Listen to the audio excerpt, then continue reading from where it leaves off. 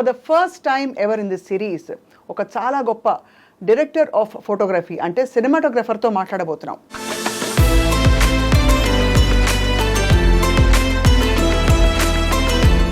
స్వాతి ముత్యం, ఆలాపన, అన్వేషణ,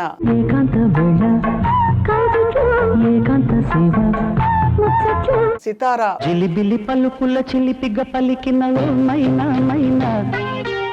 సిరివెన్నెల ఇలాంటి సినిమాల పేర్లు చెప్తే చాలు వారేమిటో అర్థమైపోతుంది.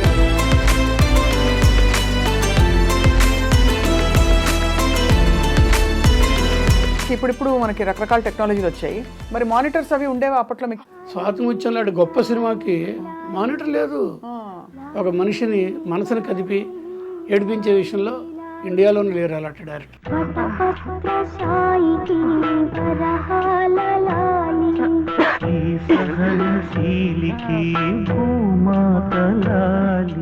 ఇది కొంచెం ఎక్సెంట్రిక్ వంశీ యూత్ తేడా ఉంది కదా, వయసు కూడాను. ఇలాగ అందరిలాగా నేను ఎందుకు ఉండాలి అని ఒక స్టైల్ ఇస్తుంది.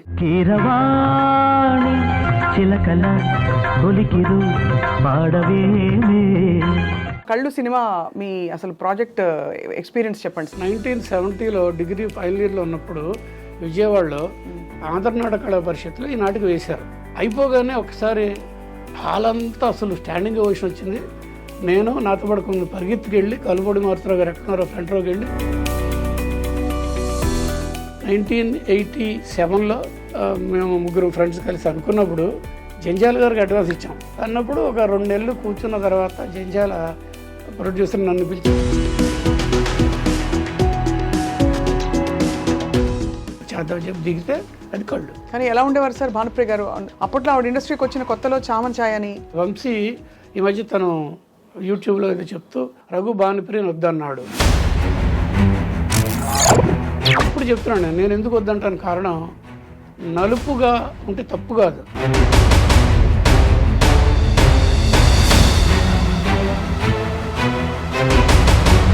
ఒకటి మాత్రం నిజం, నలుపు అంటే వంశీకి ఇష్టం.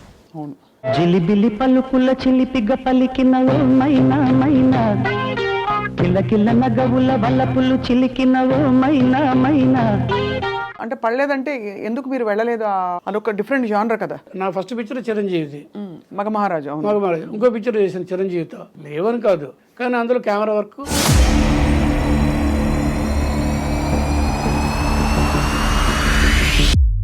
నాకేంటి, నాకు ఫుల్ మీల్ ఉండదు. అవును, అది మైండ్ సెట్. విశ్వనాథ్ గారి కంటే కమలాసనం విపరీతమైన ప్రేమ, అభిమానం, ఆరాధన. కమలాసన్ అంటే ఎక్కడ లేని ఇష్టం విశ్వనాథ్ గారికి.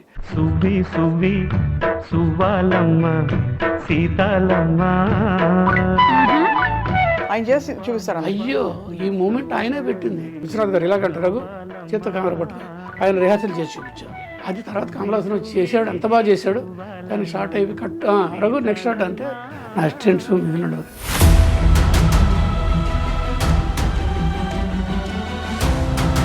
గొప్ప ఆర్టిస్ట్ అండి ఆయన.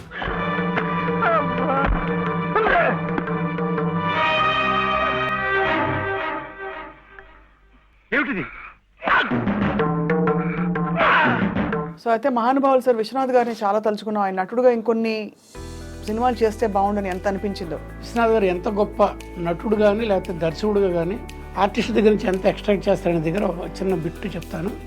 సిరివెన్నెల్లో అమ్మాయి ఇది ఎక్స్ప్లెయిన్ చేస్తా చూసారా? అవునవునవును. ఆ ముందు రోజున అమ్మాయికి నేషనల్ అవార్డు వచ్చింది. ఎవరికి? సుహాసినికి. ఇక్కడ సీన్ చూసిన అతి కష్టమైన సీను. ఆయన ఏదో అనుకున్నా నాకు చెప్పేవారు, పెట్టాను షార్ట్ చేస్తుంటే చేస్తుంది ఆయన నచ్చట్లా. ఈసారి కూడా అంతే చేసింది అమ్మాయి. రఘు మనకి ఇంతే ప్రాప్తం, వాళ్ళు నేషనల్ అవార్డు విన్నర్స్, కెమెరా మార్చు అన్నారు. కెమెరా మార్చు అంటే నేనేం చేయాలి నాకు అర్థం కావట్లా. కెమెరా మూవ్ చేయబోతున్నా, గబుక్కుని వచ్చి సువాసన చేయబోతున్నా.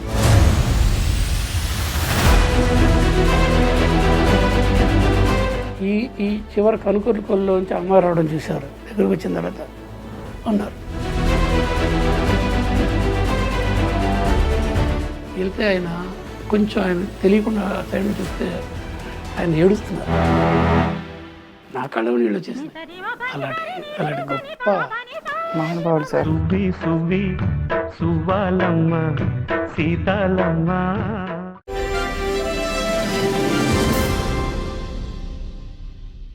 అందరికీ నమస్కారం. ఐ డ్రీమ్ మీడియా సగర్వంగా సమర్పిస్తోంది సిల్వర్ స్క్రీన్ లెజెండ్స్. ఇంతవరకు మనం తెరపైన కనిపించే అందమైన లెజెండ్స్ని చూసాము.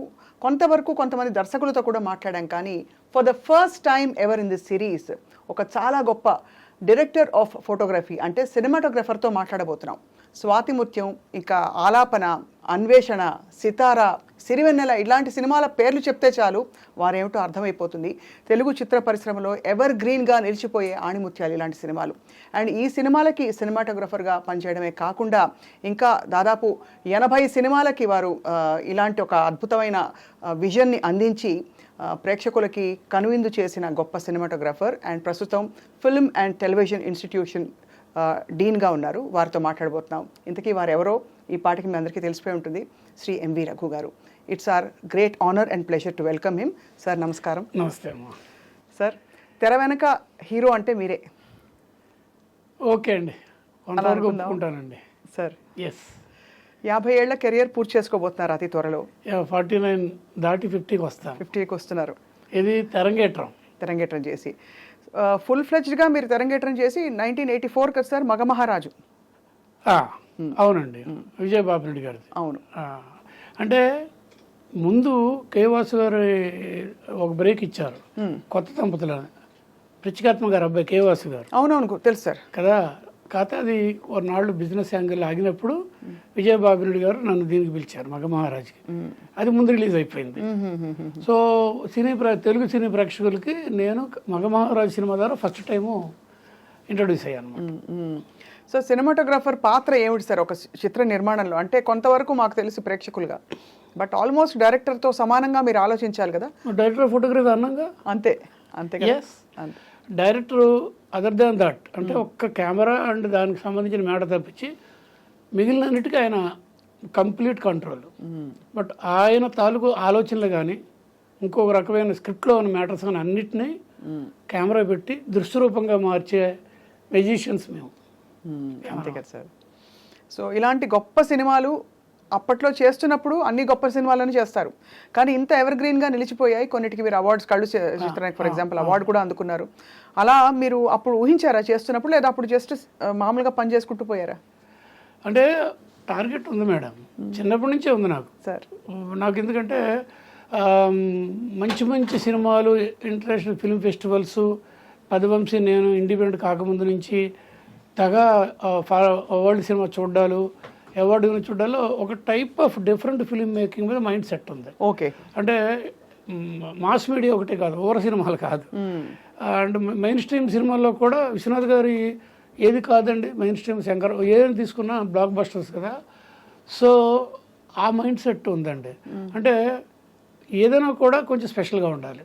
అది సినిమా స్పెషల్, డైరెక్టర్ స్పెషల్, నేను స్పెషలే. అదే మైండ్ సెట్, అలాంటి మైండ్ సెట్తో పనిచేశాను. సో మరి విశ్వనాథ్ గారితో మీ అనుబంధం ఒక కీలకమైన టర్నింగ్ పాయింట్ అని చెప్పొచ్చు. డెఫినెట్లీ అండి. అదృష్టం దేవుడిచ్చిన 2 వారాలు 2 సినిమాలు నా చేత ఆయన చేయించారు. అవును అవును సార్. అంతకంటే ముందు మీరు విజయవాహిని స్టూడియోస్లో పనిచేశారు కదా. తెరంగేట్రం అక్కడ జరిగిందండి. అదే అదే 1975 జూలై 15న కుడికాయలు పెట్టా వాహిని స్టూడియోలో యాజ్ కెమెరా డిపార్ట్మెంట్ అసిస్టెంట్ గానా, లేకపోతే ఫోకసింగ్ అసిస్టెంట్స్ అంటాం కదా. కెమెరాల్ని 12 ఫ్లోర్లు ఉన్నాయండి. 12 ఫ్లోర్లు 12 రకాల సినిమాలు జరుగుతాయి. అప్పుడు ఏంటంటే చెన్నై కూడా కాదు, నేను వెళ్ళినప్పుడు మద్రాసు ఈ 12 ఫ్లోర్స్ ఉన్న వాహిని స్టూడియో అన్ని రకాల లాంగ్వేజ్లో జరిగేవి. బేసిక్గా తమిళ్, నెక్స్ట్ ఇమ్మీడియట్ తెలుగు, మలయాళం, కన్నడ, హిందీ అన్నీ అక్కడ జరిగేవి. సో ఆ 12 ఫ్లోర్స్లో జరుగుతున్నప్పుడు రకరకాల వాళ్ళతో పనిచేయాల్సిన అదృష్టం జరిగింది నాకు.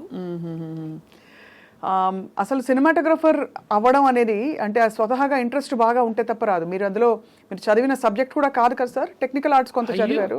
చిన్నప్పటి నుంచి ఫోటోగ్రఫీనా ఏంటి? పుట్టిన కాడి నుంచి మైండ్ ఎలా వెళ్ళిందంటే, మా నాన్నగారు రైల్వేస్లో పనిచేస్తారు అనుకోండి, ట్రావెల్ టికెట్ ఇన్స్పెక్టర్ చెన్నై గారు అని చెప్పి.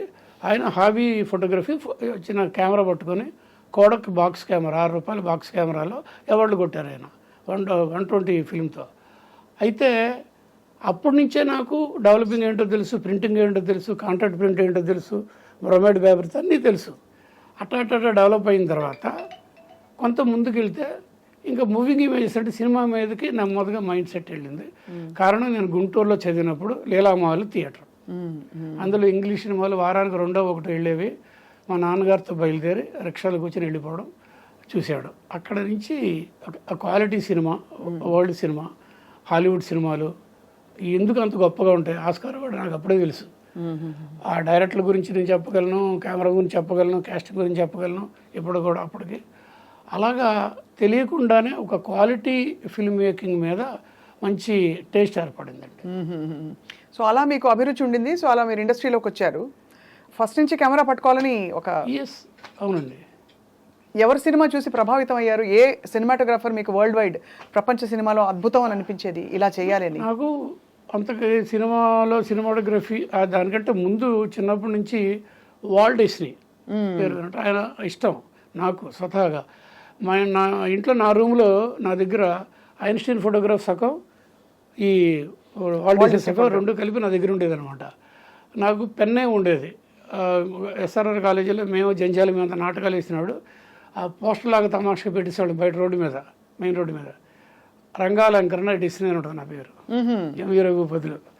అలాగా సరదా. అయితే కొంచెం ఎదిగిన తర్వాత, మెచ్యూరిటీ వచ్చిన తర్వాత నాకు ఒక స్ఫూర్తి కలిగించిన మనిషి, డైరెక్టర్ పేరు చెప్తాను నేను, స్టాన్లీ కుబ్రిక్. 2001 ఏ స్పేస్ ఓడిసి నాకు మైండ్కి ఒక కొత్త విండోస్ ఓపెన్ చేసింది స్టాన్లీ కుబ్రిక్. అలాగా గ్రేట్ డైరెక్టర్స్ని, వాళ్ళ తాలూకు కెమెరామెన్ని, టెక్నీషియన్స్ అబ్జర్వ్ చేయడం అనేది అప్పటి నుంచి బాగా గట్టిగా తీసుకున్నాను అనమాట.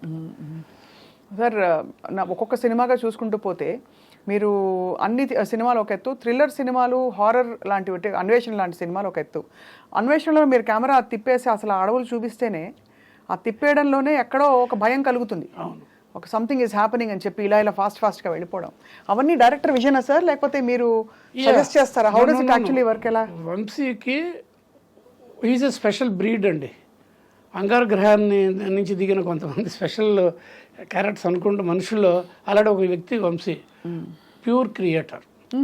చాలామంది క్రియేటర్స్ కాదు, కాపీ కొట్టి దాన్ని మెరుగులు దిస్తారు. ఇది is wonderful pure creator.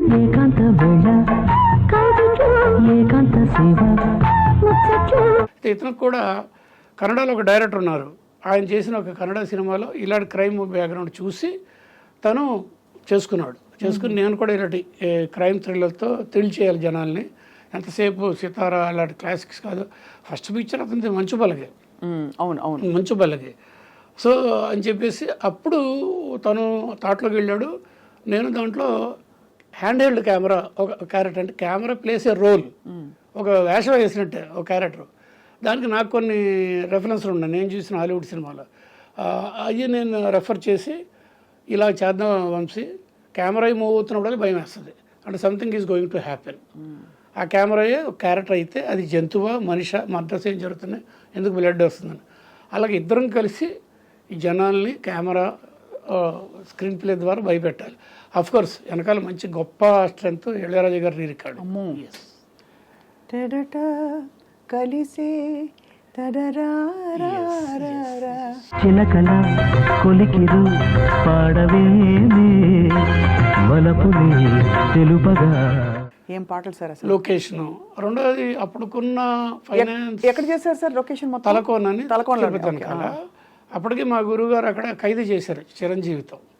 But ఏంటంటే మాకేంటంటే నిజానికి ఆ సినిమా స్టడీ క్యామ్ అని ఒకటి ఉండేది. అంటే మనం చేత్తో వెళ్తే జర్కీగా ఉంటుందని స్టడీ క్యామ్ అనేది కూడా డెవలప్ అయింది. అది తెచ్చుకునే స్తోమత లేదు. రెండు సినిమా స్కోప్లో చేయాలి నిజానికి. అది తెచ్చుకునే స్తోమత లేదా సార్? బడ్జెట్ లేదు మాకు. బట్ అంత పెద్ద సినిమా కదా సార్, అది పెద్ద సినిమా తర్వాత ఏందంటారా? సక్సెస్ అయిన తర్వాత పెద్ద సినిమా అయిందండి. మేము చేసినట్టు చిన్న సినిమా అని, అది చిన్నవాళ్ళవే చేసాం. సో సినిమా స్కోప్ కావాలి, అది కూడా లేదు. స్టాండర్డ్ ఫార్మాట్లో స్టడీ క్యామ్ లేదు కాబట్టి నా మైండ్ని స్టడీ క్యామ్గా చేసుకుని చేత్తో పట్టుకుని, కెమెరా కొంచెం చిన్నదనుకోండి, యారిఫ్లెక్స్లో 2B కెమెరా అని చెప్పేసి ఉంటుందండి. దాన్ని అడుగున మోటార్ పట్టుకుంటే నేను పర్ఫెక్ట్గా వెళ్ళగలిగేవాడిని with all these balances. Mind సెట్తో ఈ బ్యాలెన్స్తో చేసుకుని చిన్న జర్క్ ఉంటుంది కానీ మరీ స్ట్రెచ్డ్ అయిపోతుంది. అది మీరు ఆ సినిమాలో చూసే ఉంటారు. రెండోది ఏంటంటే వాళ్ళు చదువుకున్నాను కాబట్టి అప్పటికే డిగ్రీ అయిపోయింది, డిప్లొమా ఇన్ ఫోటోగ్రఫీ అయిపోయింది.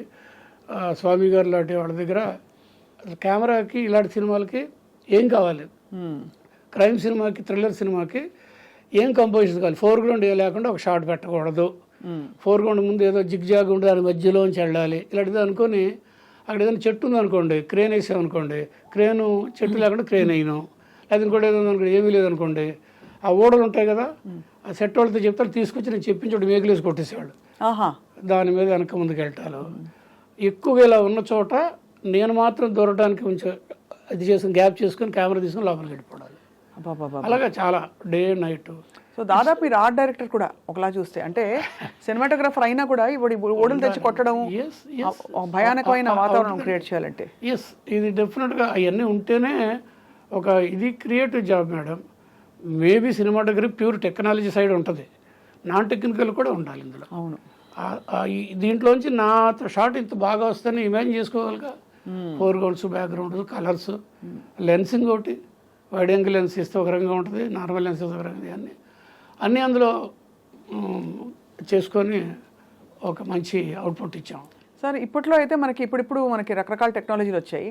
అప్పుడు మరి ఎలా సార్ రీల్ రోల్ అయ్యేదా, కెమెరా రోల్ ఫిల్మ్ ఫార్మాట్లో ఉండేది. మరి మానిటర్స్ అవి ఉండేవా అప్పట్లో మీకు చూసుకోవడం? లేదు మేడం, అసలు స్వాతి ముత్యం లాంటి గొప్ప సినిమాకి మానిటర్ లేదు.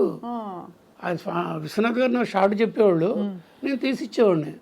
నాకు ఎప్పుడైనా ఆయన చెప్పినట్టుగా నేను పెట్టలేదా అనుకున్నాడు, సార్ ఒక్కసారి వచ్చి చూడండి త్రూ ఐపీసీ అనేవాడు, అంతే, నథింగ్. ఆయన వచ్చి ప్రతి షాట్ చూసేవారు కాదు, మీకు చెప్పాడు అంటే మీ మీద నమ్మకంలో కొంతవరకు జరిగింది. అది ఎంట్రీ దగ్గర తమాషా, బట్ తర్వాత కొంచెం నా మీద కాన్ఫిడెన్స్ వచ్చిన తర్వాత రఘు షార్ట్ ఇది అని చెప్పి ఆయన పని ఆయన చేసుకునేవాడు, నేను రెడీ చేసి పిలిచేవాడు. ఆయన చెప్పింది నేను కరెక్ట్గా పెట్టాను లేదని ట్రయల్ మూమెంట్ కానీ ఇంకేది కానీ, అప్పుడు డౌట్ వచ్చినాడు, సార్ ఒక్కసారి మీరు కూడా చూసేయండి అని చెప్పి ఆయన చెప్పాడు, అంతే, యాజ్ సింపుల్ యాజ్ దట్. ఇప్పుడు వీళ్ళిద్దరికి వైవిధ్యభరితమైన, ఆయన కూడా క్రియేటివ్ డైరెక్టర్ విశ్వనాథ్ గారు, పెయింటింగ్ లాగా ఉండాలి ప్రతి ఫ్రేము, చెప్పులు సర్దున్న ఇది కూడా, ఆ మూవ్మెంట్స్ కూడా డాన్స్ మూవ్మెంట్స్లా ఇలా ఉండే టైపు విశ్వనాథ్ గారి స్టైల్. వీరిద్దరితో పనిచేయడం ఇంత వైవిధ్యం సార్, మధ్యలో మీకు ఏది బాగా తృప్తినిచ్చి అరే ఈ సినిమా చేయబోతున్నాం అని కిక్ వచ్చేది? అంటే ఇలాగ విడిగా చెప్పలేమండి. ఆయన జనరేషన్ సంబంధించి ఆయన నెంబర్ 1 ఇంకా అక్కడో ఉన్నారు. ఆయన చేసిన సినిమాలు కానీ, ఆయన తాలూకు అవగాహన ఒక సబ్జెక్ట్ని ఆర్ద్రత విషయంలో, ఒక మనిషిని మనసుని కదిపి ఏడిపించే విషయంలో ఇండియాలోనే లేరు అలాంటి డైరెక్టర్స్. విశ్వనాథ్ గారు డెఫినెట్లీ అందులో. తులసికోట దగ్గర ఇప్పుడు ఎందుకు పట్టుకోరు, వెళ్ళే ముందు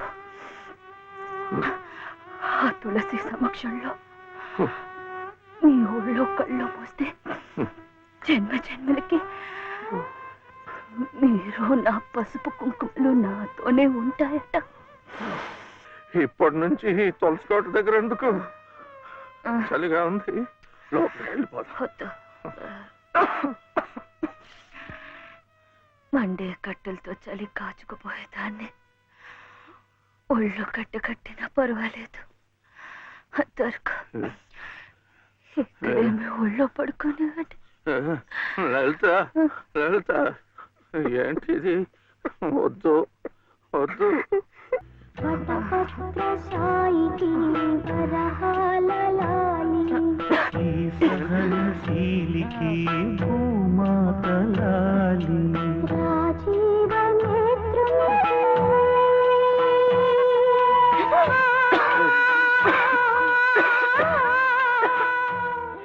సో ఇతను అలా కాదు, ఇది కొంచెం ఎక్సెంట్రిక్ వంశీ, యూత్ తేడా ఉంది కదా, వయసు కూడాను, ఎక్సెంట్రిక్. ఇలాగ అందరిలాగా నేను ఎందుకు ఉండాలి అని ఒక స్టైల్ ఇస్తుంది. లెటర్స్ బి డిఫరెంట్, కొత్తదనం. కీరవాణి చిలకల బొలికిరు పాడవేమే. There are rules, but let us break rules అని ఇద్దరం కలిసి చేసేవాళ్ళం. అది ఇది ఒకటే. అయితే నేనే నమ్ముతానంటే when you are in Rome be a Roman. ఇంకొకటి చీప్ ఎగ్జాంపుల్ ఏంటి, ఏ ఎండగా గొడుగు పట్టు. అలాగా ఆయన దగ్గర ఆయన మనసును అర్థం చేసుకుని విశ్వనాథ్ గారి దగ్గర కొన్ని చోట్ల పెద్ద మాటలు మాట్లాడుతున్నాను, పరకాయ ప్రవేశం చేసి ఈయన ఇలాగ ఎక్స్పెక్ట్ చేస్తున్నారు నా సైడ్ నుంచి, కెమెరా సైడ్ నుంచి, కెమెరా మోడ్ నుంచి, జూమ్ టైమింగ్ నుంచి, మ్యూజిక్ అని అనుకొని తమకంతో చేసేవాడిని. వంశీ దగ్గర ఏంటంటే ఎక్సెంట్రిక్ నాకు తెలుసు, ఆ కంపోజిషన్స్ కానీ అవి కానీ ఇవి కానీ ఎడిటింగ్ కటింగ్ కానీ దాని తగ్గట్టుగా లెన్సింగ్ దాని తగ్గట్టు కెమెరామెన్ చేసి ఇచ్చాడు. అంటే అక్కడ అలాగే ఉండాలి, ఇక్కడ ఇలా ఉండాలి. అయితే ఇలాగే ఉంటే విశ్వనాథ్ గారి సినిమాలో ఒక 4-5 చేస్తాను, అలా ఉంటే అతని సినిమాలో ఒక 6 చేస్తాను. ఈ చేస్తే ఏ సినిమాలన్నీ చేసేయచ్చు. గొప్ప ఎక్స్పీరియన్సెస్ సార్ ఇవన్నీ. మీరు మధ్యలో అంటే స్వతహాగా మీరు ఇంత విజన్ ఉంది కాబట్టి మీరు డైరెక్షన్ చేయాలి అని యాక్టివ్గా డైరెక్షన్లోకి ఎందుకు రాలేదు మీరు? ఎందుకు వచ్చానుగా, కళ్ళు చేశాను కదా. కళ్ళు కాకుండా అంటే నేను అనేది ఫుల్ ఫ్లెడ్జ్డ్గా. దానికి డైరెక్టర్ అనేవాడు క్యాప్టెన్ ఆఫ్ ది షిప్, తర్వాత film is the directors media, ఆ సూత్రాలు నేను నమ్ముతాను, వాళ్ళ బుక్స్లో ఉంటే విడిగా. సో అంత రేంజ్ నేను ఉన్నానా అని నేను చెక్ చేసుకుంటే నాట్ ఎట్, నో అని అన్నా, నాట్ ఎట్, హాఫ్వేలో ఉన్నాను, జరుగుతుంది ప్రయత్నాలు. విశ్వనాథ్ గారితో పర్టికులర్గా వంశీతో చనువు ఎక్కువ కదా మీ ఇద్దరం. ఆ సీన్ తీసుకొని తను ఏం చేస్తాడో నాకు తెలియదు, నేను అనుకోవడాలు, షార్ట్ కట్టింగ్లు ఇమాజిన్ చేసుకుంటే అతను చేసింది నేను చేసింది చాలా చోట్ల ఇలాగే ఉండేవి. అంటే నేను కూడా కరెక్ట్గానే ఆ యాంగిల్ ఆలోచిస్తున్నాను. ఇది విశ్వనాథ్ గారి విషయంలో కూడా కోడైరెక్టర్ని రిక్వెస్ట్ చేసి ఆయనకు మళ్ళీ పెద్ద ఆయనకు తెలియకుండా ఆ సీన్ చూసుకుని సైలెంట్గా ఉండిపోయి నేను ఆలోచనలో ఉండేవాడిని. తర్వాత ఆయన వచ్చి కొన్ని షార్ట్లు చెప్పేవాడు, నేను అనుకున్న దానికి ఆయన మళ్ళీ కొంచెం టాలీ అవుతూ వచ్చాయి. దాంతో నేను కూడా డైరెక్షన్ చేయొచ్చు అని ఒక పురుగు లోపల ఎంటర్ అయిపోయింది. అలా కొంచెం ట్రావెల్ చేసిన తర్వాత 86 ప్రాంతంలో విశ్వనాథ్ గారు స్వాతి ముత్యాన్ని చేశాను. 87 ఎండింగ్లో ఒక కళ్ళు సినిమా చేయడం జరిగింది. అవార్డ్ విన్నింగ్ ఫిల్మ్గా ఇందాక చిట్టిబాబు గారు అన్నట్టు ఇండస్ట్రీ కళ్ళు తెరిపించిన సినిమా కళ్ళు. సో కళ్ళు సినిమా మీ అసలు ప్రాజెక్ట్ ఎక్స్పీరియన్స్ చెప్పండి సార్, ఎలా జరిగింది? ఇది దీనికి ఎక్కడో ప్రస్తావన అండి. 1970లో డిగ్రీ ఫైనల్ ఇయర్లో ఉన్నప్పుడు విజయవాడలో ఆంధ్రనాట కళా పరిషత్లో ఈ నాటికి వేశారు రైల్వే ఇన్స్టిట్యూట్లో. అప్పుడు జంజాల, సుత్తివీరభద్ర, మేమందరం ఒక బ్యాచ్ మేట్స్, అంటే కాలేజీలో ఒక బ్యాచెస్ అనమాట. అప్పటికి ఈయన తనిఖీల బారని మాకు ఇంకా తెలీదు, ఆయన వచ్చాడంట. అక్కడ వలుపుడి మారుతిరావు గారు రాసిన స్క్రిప్ట్, మ్యానుస్క్రిప్ట్ అంటారు, ప్రింట్ కూడగాల. ఆయనకు బెస్ట్ ఫ్రెండ్ అయిన బివి రామారావు గారని, అప్పుడు chief secretary of Andhra government, ఆయనకి చేరా నువ్వు వేసుకోరా డ్రామా చేయరు అంటే ఆయన చేసిన పెర్ఫార్మెన్స్. నాటకాలు అప్పుడు ఒక రకంగా ఉండేవి, అంటే ఇంట్రెస్ట్గా ఉండేవి కాదు, ఏదో ఉండేది. అందుకనే ఆ నాటకాలంటే కొంతమంది సినిమాల మీద మోజు, నాటకాల మీద లేదు. ఆ టైంలో ఈ నాటికి వేశారు. ఫస్ట్ పెర్ఫార్మెన్స్ నేను ఐ వాజ్ దేర్. అయిపోగానే ఒకసారి హాల్ అంతా అసలు స్టాండింగ్ ఓషన్ వచ్చింది. నేను నాతో పడుకుని పరిగెత్తుకు వెళ్ళి కలుబొడి మారుతురావు గారు ఎక్కడున్నారో ఫ్రంట్ రోకి వెళ్ళి ఎక్కించుకొని భుజాల మీద ఎక్కించుకొని, మన క్రికెట్లో వాళ్ళు ఎక్కించుకొని తిప్పుతారు అలాగే నేను ఆయన మోసాను దీంట్లో. అంత ఇన్స్పైర్ అయిపోయాను అనమాట నేను. అంటే సంథింగ్ ఎక్కడో కొట్టింది నాకు. అది ఇమీడియట్గా ఆ రోజున నెక్స్ట్ డేనో ఇద్దరు ప్రొడ్యూసర్లు అనౌన్స్ చేశారు. రామానాయుడు గారు తెలుగుకు తీసుకున్నారు, కే బాలచంద్ర గారు తమిళకి తీసుకున్నారు. ఇద్దరు చేయలేదు. బాలచంద్ర గారు చేశారు, మధ్యలో ఆపేశారు. నెక్స్ట్ నెమ్మదిగా వద్దాం, ఎందుకు ఆపేశారు ఆయన నాకు అది కృష్ణ భగవానుడు అర్జునుడు చెప్తారు కదా, నాకు ఏం చెప్పారు చెప్తాను నేను. అలా కమలాసన్ కూడా చెప్పాడు, రఘు నేను చేసిన తప్పిది, అమావాస్య చంద్రుడు చేశాడు కదా బ్లైండ్ క్యారెక్టర్ అని చెప్పారు. అలాగే ఇలాగా మొత్తం మీద అది ఆ హ్యాంగ్ ఓవర్ 18 సంవత్సరాలు వచ్చింది. అది 1987లో నేను ఈ సినిమా చేద్దామని ప్రిపేర్ అయినప్పుడు రామానాయుడు గారి దగ్గరికి వెళ్ళి రైట్లు కొనుక్కొని మొదలుపెట్టాను. అంత నచ్చేసింది మీకు కథ? అంటే అలాంటి అందరూ చేయలేరండి. అందులో ఒక స్వార్థం ఏంటంటే ఒక స్పెషల్గా ఒక గుర్తింపు తెచ్చుకుందామని, అంటే కీర్తికాంక్ష అనొచ్చు, మీరు ఏమైనా అనండి, నాకు తెలియదు. ఎందుకుండకూడదు సార్, అంటే మీకు వెల్ డిజర్వ్డ్, మీరు మీలాంటి విద్వత్తు ఉన్న వ్యక్తికి. ఆ రోజున యాక్చువల్గా ముందైతే మా బ్యానర్ మీద మహాలక్ష్మి ప్రొడక్షన్ అని చెప్పేసి మహాశక్తి ఫిలిమ్స్ అని మేము ముగ్గురు ఫ్రెండ్స్ కలిసి అనుకున్నప్పుడు జంజాల గారికి అడ్వాన్స్ ఇచ్చాం. గారు అన్న నేను, ఎందుకంటే జంజాల మేత కలిసే తిరిగాం. మేము జేవిడిఎస్ శాస్త్రి అంటాం, మీకు కొంత తెలిసే ఉంటుంది. అవును, జంజాల జేవిడిఎస్ శాస్త్రి, నేనైతే శాస్త్రి అనేవాడు అనుకోండి. అతనికి ఇచ్చాము అడ్వాన్స్, శాస్త్రి నువ్వు మా సినిమాకి నువ్వే డైరెక్టర్ అని. అది ఏ సబ్జెక్ట్ అంటే బ్యాక్ టు ఫ్యూచర్. అవును, స్పీల్బర్గ్. ఇది ఆదిత్య 369 తర్వాత వచ్చింది వచ్చింది అన్నప్పుడు ఒక 2 నెలలు కూర్చున్న తర్వాత జంజాల ప్రొడ్యూసర్ నన్ను పిలిచి, రఘు మనం మొయ్యలేమేమో, ముందుకెళ్ళాలి వెనక్కి వెళ్ళాలి, ప్రాపర్టీస్ కాస్ట్యూమ్స్ ఇవన్నీ, ముందు ఏదైనా ఒక సినిమా చేసి బ్యానర్ సెటిల్ చేసి కొంచెం పర్వాలేదు అనుకున్నట్టు చేద్దామంటే అది డ్రాప్ అయినప్పుడు మా ప్రొడ్యూసర్లు డిసప్పాయింట్ నా కొలీగ్స్ అనమాట. డిసప్పాయి, రఘు నీకేది ఇష్టమైన సబ్జెక్ట్ అన్నావు కదా చేద్దాం, ఎంతలో చేయగలవు, 6.5-7 lakhs చేయగలవు, చేద్దామని చెప్పి దిగితే అది కళ్ళు అలా దిగామన్నమాట. సార్ మీరు సినిమాటోగ్రఫర్గా ఉన్నారు, బహుశా మీరు మనుషుల్ని ఇంకా బాగా చూపించగలగడం ఆ శక్తి మీకు తప్ప ఎవరికి ఉండదు. దర్శకుడు ఊహించుకోవచ్చు కానీ చూపించేది మీరే, మీ లైటింగ్తో, యాంగిల్స్ తోటి. సో ఒక్కొక్కళ్ళ అంటే పెద్ద పెద్ద యాక్టర్ల ముఖ కవళికలు ఇంకా మరింత ఎన్హాన్స్ చేయడానికి, ఉదాహరణకి భానుప్రియ గారి కళ్ళ గురించి చెప్తారు, అండ్ ఆవిడ సినిమా స్క్రీన్ అంతా కళ్ళని చెప్తారు. సో ఎలా ఉండేది సార్ వాళ్ళతో వర్క్ చేయడం? మీకు యాజ్ అ క్రియేటివ్ ఇన్స్పిరేషన్ మీకు ఏమనిపించేది అప్పుడు చూసినప్పుడు? అంటే వంశీది నాదేనండి సైకాలజిస్ట్ వేరండి, ఆయన సౌత్ పోల్, నేను నార్త్ పోల్. ఓహో, సైకాలజిస్ట్. బట్ సినిమాకి వస్తే ఆత్మ పరమాత్మ, అంత చక్కటి ఇదనమాట. అతను చెప్పేది, ఆహా ఈ షార్ట్ తీస్తే నాకు మంచి పేరు వస్తుంది, నేను ఇన్స్పైర్ అవ్వడం, ఇద్దరం కలిసి క్రియేటివ్ బ్లాక్ బుక్ రెఫర్ చేయడాలు, ఓల్డ్ సినిమాలో నచ్చిన షాట్లు గుర్తుపెట్టుకున్నది మళ్ళీ సినిమాల్లో అప్లై చేయడానికి ట్రై చేయడం, ఇలా ట్రావెల్ చేసేవాడు. అంటే మన cinema must be something special ఉండాలి అనేది ఇద్దరం కలిసే అటెంప్ట్ చేసేవాళ్ళం. అలాగే కాబట్టి ఆ రిజల్ట్ ఇవ్వగలేము. కానీ ఎలా ఉండేవారు సార్ భానుప్రియ గారు? అంటే ఎందుకంటే అప్పట్లో ఆవిడ ఇండస్ట్రీకి వచ్చిన కొత్తలో చామన్ ఛాయ్ అని ఏం అంటే మన ఈ దీంట్లో ఫస్ట్ టైం నేను విశ్లేషణ ఇస్తాను. వంశీ ఈ మధ్య తను యూట్యూబ్లో ఏదో చెప్తూ ప్రతి సినిమా ట్రావెల్ అంతా చెప్తూ రఘు భానుప్రియని వద్దన్నాడు అని అందరూ ఏంటి మిమ్మల్ని చాలా నెగిటివ్గా చెప్పారు వంశీ అని అంటే అతని వెర్షన్ అవుతుంది. భానుప్రియని సితార సినిమా తను రాసిన మహల్లో కోకిల సబ్జెక్ట్ని ఏడుది రాజేశ్వర గారు చేస్తున్నారు. దిగినప్పుడు హీరోయిన్స్ ఎత్తుకుతున్నప్పుడు అమ్మాయి ఫిల్మ్ ఒకటి రిలీజ్ అయింది, తమిళ సినిమా, సఫర్ థియేటర్లో తీసుకెళ్ళి చూపించాడు. బాగానే ఉంది కానీ కళ్ళు మాత్రమే తెలుస్తున్న, వైట్ తెలుస్తుంది, నల్లగా ఉంటుంది అమ్మాయి బాగాను అన్నప్పుడు నేను వంశీ ఇలాగా అంటే మిడిగుడ్లు నేను అనలేదు కానీ నేను అన్నాను, అతను అన్నాడు కళ్ళు మాత్రం ఉంటాయి, ఫేస్ నిండా కళ్ళు అంతే, ఆ తెలుపు కనిపిస్తే మనిషి నలుపు అంతే. అంటే అది వద్దనేసాడు ముందు ఒక దగ్గర. నేను అన్నా లేదు, నాకు ఒక ఇది ఉంది చేద్దామని అన్నాను. ఇప్పుడు చెప్తున్నాను నేను ఎందుకు వద్దంటాను కారణం, నలుపుగా ఉంటే తప్పు కాదు కానీ కథ ప్రకారం ఆవిడ ఎండపడనే ఒక మహల్లో ఉండిపోయిన రాజకుమారి, శరత్బాబు చెల్లెలు.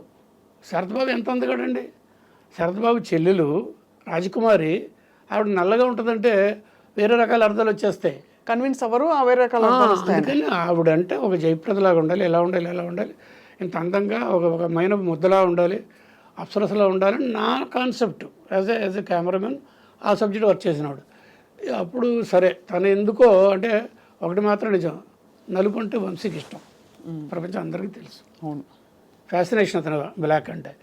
అది ఎన్ని కారణాలు అవ్వచ్చు. జిలిబిలి పలుకుల చిలిపిగ పలికినవో మైనా మైనా, కిలకిల నగవుల వలపులు చిలికినవో మైనా మైనా, మిల్లమిల్ల మెరిసిన తార నిన్నుల విడిన సితార. అప్పుడు నేను మరి ఊరుకోనుగా, సరే నీకోసం నేను అంటాను కదా అని చెప్పి భానుప్రియని పిలిచి వాళ్ళ మదర్ని వాళ్ళ బ్రదర్ని వాళ్ళని పిలిచి ఎవ్రీడే 2 నెలలు షూటింగ్ స్టార్ట్ అవ్వడానికి పసుపు మొత్తం ఎక్కించాడు, కంప్లీట్ పసుపు మొత్తం ఎక్కించేసి 2 గంటలో 1 గంట ఉండి స్నానం చేయించండి, తర్వాత బ్లింక్ చేయండి సూర్యుడికి ఆ కళ్ళకి, ఎందుకంటే రిఫ్లెక్ట్ కళ్ళు మోస్తుంది ఇదంతా. ఇలాగ చాలా చెప్పి ఆ తర్వాత కొంత నాకు తెలుసు కొంత విరిగిందని, అంటే నలుపు కొంచెం విరుగుతుందా సార్ నిజంగా పసుపు రాస్తే? ఎస్, మేకప్ ఆర్టిస్టులు అందరూ ఎందుకంటే తర్వాత బాగా తయారవుతారు కదా, వేసి తీసి పిగ్మెంట్స్ తేడా వస్తాయండి, కలర్ తేడా వస్తాయి. దాంతోపాటు నేనేం చేశాను, చక్కటి పర్ఫెక్ట్గా నేను ఎక్స్పెక్ట్ చేసిన మేకప్ వేయించి, మ్యాక్స్ ఫ్యాక్టర్ నెంబర్లు చెప్పి మేకప్ వేయించి, ఫోటో తీయించి, పర్ఫెక్ట్ ప్రింట్ చేయించి, మేకప్ వాడికి ఇచ్చి, ఇది నీ మేకప్ బాక్స్లో పెట్టిగా, ఇది ఒకటి. ఇలాగ ఏ రోజు లేదో ఆ రోజు నేను షార్ట్ తీయను, ఇలాగే రావాలి అమ్మాయి ఈ మేకప్తో. అలాగే నేను ఎక్కువ వేసుకొని వస్తారు కదా, అలా కాదు, కరెక్ట్గా ఉండేటి చేస్తే అది మీరు సితార్లో చూశారు. బాబా ఎంత విషయం చెప్పారు సార్. అంటే యాక్చువల్లీ కాస్టింగ్ విషయంలో ఆ మాటకు వస్తే సార్, పెద్ద డైరెక్టర్లు కావచ్చు, ఎవరైనా కావచ్చు, మిమ్మల్ని సంప్రదించే వాళ్ళ పూర్తిగా, లేదా వాళ్ళు డిసైడ్ చేసుకుని మీకు చెప్పి మీరు ఫాలో అవడమే తప్ప అవదా? అంటే ఇప్పుడు విశ్వనాథ్ గారి దగ్గర ఎవరు మాట్లాడడానికి ఉండదు. వంశీ మేము పెద్దవాళ్ళని అడగం, ఎందుకంటే పెద్దవాళ్ళ దగ్గరికి వెళ్తే వాళ్ళ తగ్గట్టుగా మేము ఉండాల్సి వస్తుంది. అందుకని చిన్నవాళ్ళు అయితే మాకు కావాల్సిన మేకప్, కావాల్సిన ఆ యాక్టివిటీ అన్నీ చేసేస్తారు కాబట్టి అదొక ట్రెండ్ అండి అది. మేము అదే ప్రిఫర్ చేసేవాడు. అందుకని వంశీ బిగ్ స్టార్స్ ఏం చేశారండి సినిమాలు, పెద్దగా ఏం చేయలే అంత సక్సెస్ కూడా. నేను కూడా ప్రిఫర్డ్ టు విశ్వనాథ్ గారు అటు క్వాలిటీ, వంశీ, జంజాల ఇలాంటివి ఎక్కువ ప్రిఫర్ చేశాను. నేను టాప్ ర్యాంకింగ్ హీరోలు వెనకాల పడలా నేను. నాకు దారి కూడా ఇట్లా వెళ్ళింది అనుకోండి. ఎందుకు సార్, ఎందుకు అంటే పడలేదంటే ఎందుకు మీరు వెళ్ళలేదు? అదొక డిఫరెంట్ జానర్ కదా. అవునండి, అది సినిమాని ఇది సినిమానే, కానీ ఇది ఉంటుంది, ఇష్టం ఒకటి ఉంటుంది కదా. ఇప్పుడు నా ఫస్ట్ పిక్చర్ చిరంజీవిది, మగమహారాజు. మగమహారాజు. ఇంకో పిక్చర్ చేశాను చిరంజీవితో, మహానగరంలో మాయగాడు. గ్యాంగ్ లీడర్లో 30% నేనే చేశాను, లోక్ సింగ్ గారికి నేనే చేశాను. తెలుసు మెయిన్ స్ట్రీమ్ సినిమాలు, నేను ఈ 70 సినిమాల్లో మెయిన్ స్ట్రీమ్ సినిమాలు 45 ఉన్నాయి, లేవని కాదు. కానీ అందులో కెమెరా వర్క్ ఇలా ఉండదు. మీరు చెప్పిన ఒక 6-8 సినిమాలు చెప్పారు కదా, యూనిక్ సినిమాలు, ఏ యాంగిల్లో చూసినా. మరి నాకు ఆత్మసంతృప్తి, నాకు అవార్డులు, నా విజువల్స్ ఎప్పుడు చూసినా సిరివెన్నెల్లో ఫోటోగ్రఫీ ఎంత బాగుంటుంది, సితారా, అన్వేషణలు ఇవి. అది మిగిలిన సినిమాలో ఫైట్లు, సాంగులు ఏమిటో ఉంటాయి, ఐటమ్ సాంగులు. నాకేంటి, నాకు ఫుల్ మీల్ ఉండదు. అది మైండ్ సెట్. ఇదన్నీ కాకుండా అటే ఉంటే నేను ఈ వాటికి 4 మేడలు, ఒక 5 కార్ల మధ్యలో ఎలా ఉండేవో నాకు తెలియదు. బట్ నాకు అంతకంటే మించిన ఆత్మసంతృప్తి ఉంది. అంటే ఇది మనస్తృప్తి కూడా చేసుకున్న మాటలో మీరు ఎలా అనుకోండి. చాలా లేదు సార్, మీరు నమ్మిన దాన్ని మీరు పాటించారు. కానీ ఈ గ్యాంగ్ లీడర్ ఎందుకు సార్ 30% మాత్రమే 300 అంటే మీరు చేసి తర్వాత? అంటే లోక్ సింగ్కి అప్పుడు ఇంకోటి ఏదో చేయాల్సి వచ్చింది, ఇంకో సినిమా ఏదో, అలాగేదో 2 యూనిట్లు ఉన్నప్పుడు అవన్నీ నేను ఎక్కువ చేశాను. ఎలాగో బాబిరెడ్డి గారితో చేశాను కదా నేను, అందుకని ఎప్పుడు అవసరమైనా బాబిరెడ్డి గారికి నేను ముందు వస్తాను అనమాట. ఓకే, అలా చేశాను. సో అయితే కాస్టింగ్ విషయంలో మీరు అనుకున్న కైండ్ ఆఫ్ సినిమా మీరు చేశారు కాబట్టి కొంత మీ ప్రమేయం ఉండేది. అయితే చాలా వరకు విశ్వనాథ్ గారు ఏమవుతుందంటే సజెస్ట్ చేయడం వరకే లిమిట్ ఉంటుంది. అది ఒక సూత్రం. అది అంటే ఎథిక్స్ అంటాం కదా. నాకు నచ్చకపోతే ఏమవుద్దంట, నాకు నచ్చకపోతే సితార ఆగిందా? అమ్మాయిని అందంగా చూపించడం మాత్రం చేశాను కదా నేను. ఆ పగిలిపోయిన దగ్గర ఒక కన్ను పెట్టి నా షార్ట్స్తో ఇంప్రెస్ చేశాను కదా. ఇంకో costumes what ever it is. అలాగే ఏంటంటే డైరెక్ట్ కావాల్సింది చెప్పడానికి ట్రై చేయండి, ఇలాగైతే బాగుంటుంది, ఇలాగైతే బాగుంటుందని. ఆయన వెళ్ళలేదనుకోండి, ఆయన కావాల్సింది చేసి ఇచ్చేయండి. కన్విన్స్ ఆర్ గెట్ కన్విన్స్డ్, అంతేగాని క్లాష్ వద్దు. అది చాలా మంచిది, ఉత్తమమైన ఒక మంచిది కాదు. అలాగే సార్, సిరివెన్నెల సినిమాలో ఎవరో ఎక్స్పెక్ట్ చేయలేదు మూన్ సేన్ వస్తారని చెప్పి ఆ పాత్రలోకి. ఆ కాస్టింగ్ విషయంలో మీకు అరే అనిపించిందా, లేక మిమ్మల్ని ముందే మాట్లాడుకున్నారా, ఎలాగా? ఈ విషయంలో మాత్రం 1% కూడా నా ప్రేమ లేదు. అంత విశ్వనాథ్ గారు కెమెరా పెట్టి విజువల్స్ దాని తగ్గట్టుగా లైటింగ్ మాత్రమే నేను ఫుల్గా 100% కమిటెడ్గా చేశాను. మిగిలిన ఆయనే చేసుకుంటారండి, అన్నీ ఆయనే, సర్వస్వం ఆయనే, యాక్షన్ ఆయనే, డీటెయిల్స్, ప్రొడక్షన్ డీటెయిల్స్ చెప్పడం ఆయన, అన్నీ కంప్లీట్. అంత కమాండ్ ఉంది. తన సినిమా ఇలా ఉండాలి, నిర్దిష్టం అంటాం కదా, ఇలా ఉండాలని మైండ్లో సెట్ చేసుకుని వచ్చి దాని తగ్గట్టుగా డే అండ్ నైట్ వర్క్ చేసుకుని, అందుకని కళ తపస్వి అన్నారు. ఊరికి డబ్బులతో కన్నా టైటిల్ కాదు, డెఫినెట్లీ అంత కమాండ్ ఉన్న మనిషి. అక్కడ మేము ఊరికి ఆన్లోకర్స్ ఎప్పుడైనా ఏదైనా సార్ ఈ కలర్ కొంచెం మారుద్దామండి అంటే ఎందుకు అనేవాళ్ళు అనుకోండి. నేను ప్రాపర్ ఎక్స్ప్లెనేషన్ ఇవ్వగలిగితే ఒప్పుకునేవాళ్ళు, అంతే కదా. సరే, ఇప్పుడు సిరివెన్నెలలోనే షార్ట్ పెట్టి రఘు ఇదిగో ఇది అమ్మాయి అంటే వెళ్ళిపోయి ఆయన వెళ్ళిపోయారు. నేను కెమెరా నుంచి అటు ఇటు వెళ్ళి అటు తిరుగుతున్నాయి. విజయాన్ని పిలిచారు, నండూరు విజయాన్ని కూడా. ఏంటి అతను రఘు అటు ఇటు తిరుగుతున్నాడు, చోటు పెట్టింది అంటే విజయారు ఏంటంటే ఏం లేదు సార్, కొంచెం నేను లెఫ్ట్కి తీసుకోనా అని అడిగా. వై అన్నారు, సింపుల్గా వై అన్నారు. నేను టెక్నికల్గా చెప్పాలా చెప్పకూడదా? సార్ మీరు పెట్టిన చోట వెనకాల స్కై ఓపెన్ అయి ఉందండి, దాంట్లో వచ్చే ఫ్లేర్ ఎంఐ ఫేస్ మీద వస్తే స్కిన్ టోన్స్ రావండి, కొంచెం పక్కకి వెళ్ళి అనుకోండి ఆ మండపం ఉంది కదండి, ఆ మండపంలో చక్కగా వస్తుందండి, కలర్స్ మ్యాచింగ్గా ఉంటాయండి, ఇది పక్కన ఉంటుంది. ఓకే రా, అలాంటి నాకు చెప్పక్కల, యూ కెన్ డూ ఇట్ అన్నారు. అలాంటి చిన్న చిన్న లైసెన్స్ తీసుకొని నెమ్మదిగా ఓకే. ఎందుకంటే ఈ సినిమాకి కొంత ఆఫ్ బీట్ కాస్టింగ్ అనే చాలా మంది అప్పట్లో అనుకున్నారు. బెనర్జీ గారు అనే ఒక వ్యక్తిని తెలుగు తెరపై చూపించడం అంటే ఇదే కథకి మెయిన్ స్ట్రీమ్ ఆర్టిస్టులను కాకుండా ఎందుకు డిఫరెంట్గా ఆలోచించారు విశ్వనాథ్ గారు అని అనిపిస్తుంటుంది. అంత అద్భుతమైన సినిమా ఆఫ్ కోర్స్ వారు చాలా మంచి గొప్ప పర్ఫార్మెన్స్ ఇచ్చిన Oh, yes. వాళ్ళందరూ అయినా కూడా ఒక క్యూరియాసిటీ సార్. అంటే ఒక్కొక్క రేంజ్కి వెళ్ళిన ఒక డైరెక్టర్స్కి మేధస్సు ఒక రేంజ్ అయిపోయిన ఉన్న వాళ్ళకి నేను తప్పించి ఇంకోళ్ళు ఎవరు హ్యాండిల్ చేయలేరు, లేకపోతే నేనే ఇది చేయాలి అనే ఒక రకమైన దాన్ని ఏమనొచ్చు, పొగర నచ్చా, ఇగో నచ్చా, ఏదైనా పేరు పెట్టండి. మరి అలాంటి ఛాలెంజింగ్ చేయడం అనేది అంత ఈజీ కాదండి కదా. రెండోది ఏంటి, ఆయనకి అడుగున అద్భుతమైన ప్లాట్ఫామ్ ఉంది. కొత్త వాళ్ళు చేయడం కష్టం, ఈయనకి ఆల్రెడీ సూపర్ హిట్స్ ఉన్నాయి, ఆల్ టైమ్ హిట్స్. కాబట్టి ఈయన ఏం చెప్పినా అక్కడ ఇచ్చేసి ప్రొడ్యూసర్లు ఉన్నారు, చేసే దమ్మ ఆయనకుంది. కొత్త వాళ్ళని కూడా ఆయన ఒకటే అంటారు, నేను ఏదో ఎప్పుడైనా ఇలా అన్నాడు, రఘు ఏంటయ్యా నువ్వు చెప్తావు, మనం చెక్కిన శిల్పాలు అయ్యేవాళ్ళు, మంచి మాట అనేవాళ్ళు, మనం చెక్కిన శిల్పాలు అయ్యేవాళ్ళు అని అనేవాళ్ళు. ఎంత ఆనందంగా ఉంటుంది ఆ మాట ఆయన అంటాం, అవునా కదా. అలాగా ఆ సినిమాకి మాత్రం అన్నీ ఆయన. రెండోది ఆయన స్వాతి ముత్యం టైంలో కమల్ హాసన్ తక్కువ అండి అబ్బో కదా. అయితే అక్కడ సెట్స్ మీద ఎంత ఆనందంగా ఉండేవాడు అంటే, మేము విశ్వనాథ్ గారి కంటే కమల్ హాసన్ విపరీతమైన ప్రేమ, అభిమానం, ఆరాధన. కమల్ హాసన్ అంటే ఎక్కడ లేని ఇష్టం విశ్వనాథ్ గారికి.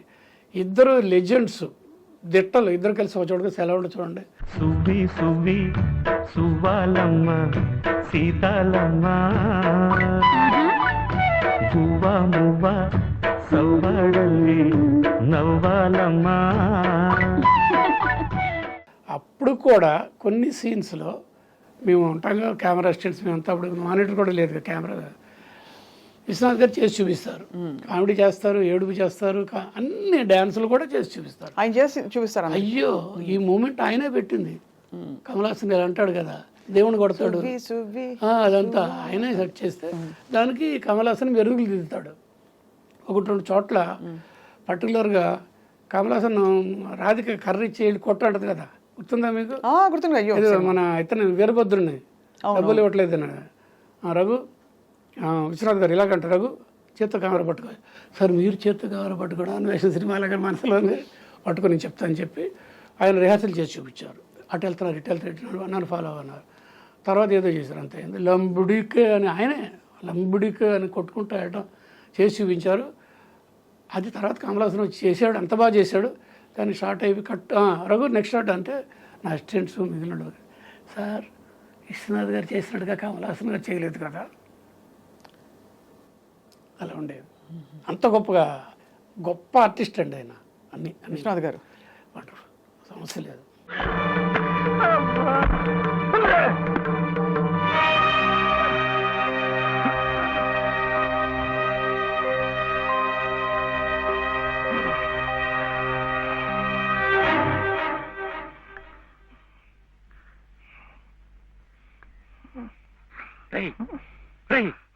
ఏమిటిది?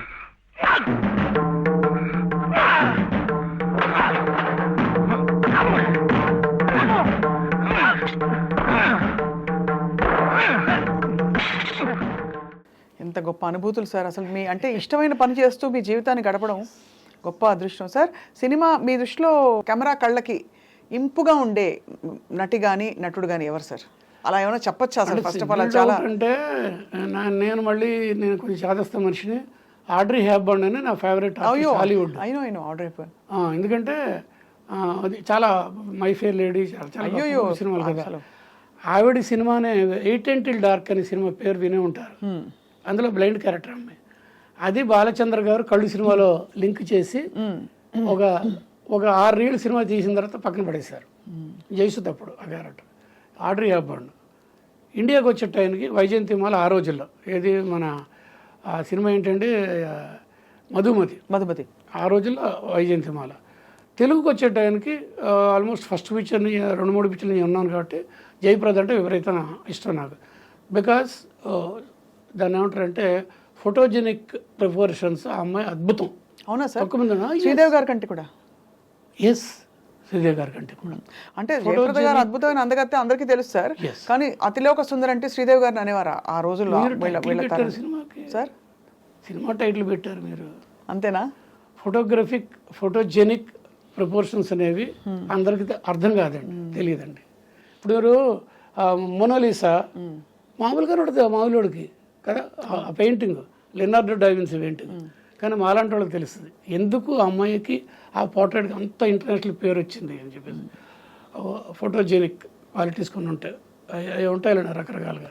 గోల్డెన్ రేషియో అని అదని ఇదని ఎక్కడే ఉండాలి, ఇదెంత ఉండాలి, ఇదెంత ఉండాలి, ఇదెంత ఉండాలి, ఇక్కడ ఎంత ఉండాలి, ఇక్కడ విధాలు ఎంతవరకు ఉండాలి, ఎలా ఉండాలి విధాలి, ఇవి అన్ని ప్రపోర్షన్స్ లేమన్కి ఇస్తే చిన్నపిల్లడికి ఇచ్చి జయప్రద షూట్ చేయరంటే అతను కూడా అందంగా వచ్చేస్తాయి ఫోటోలు.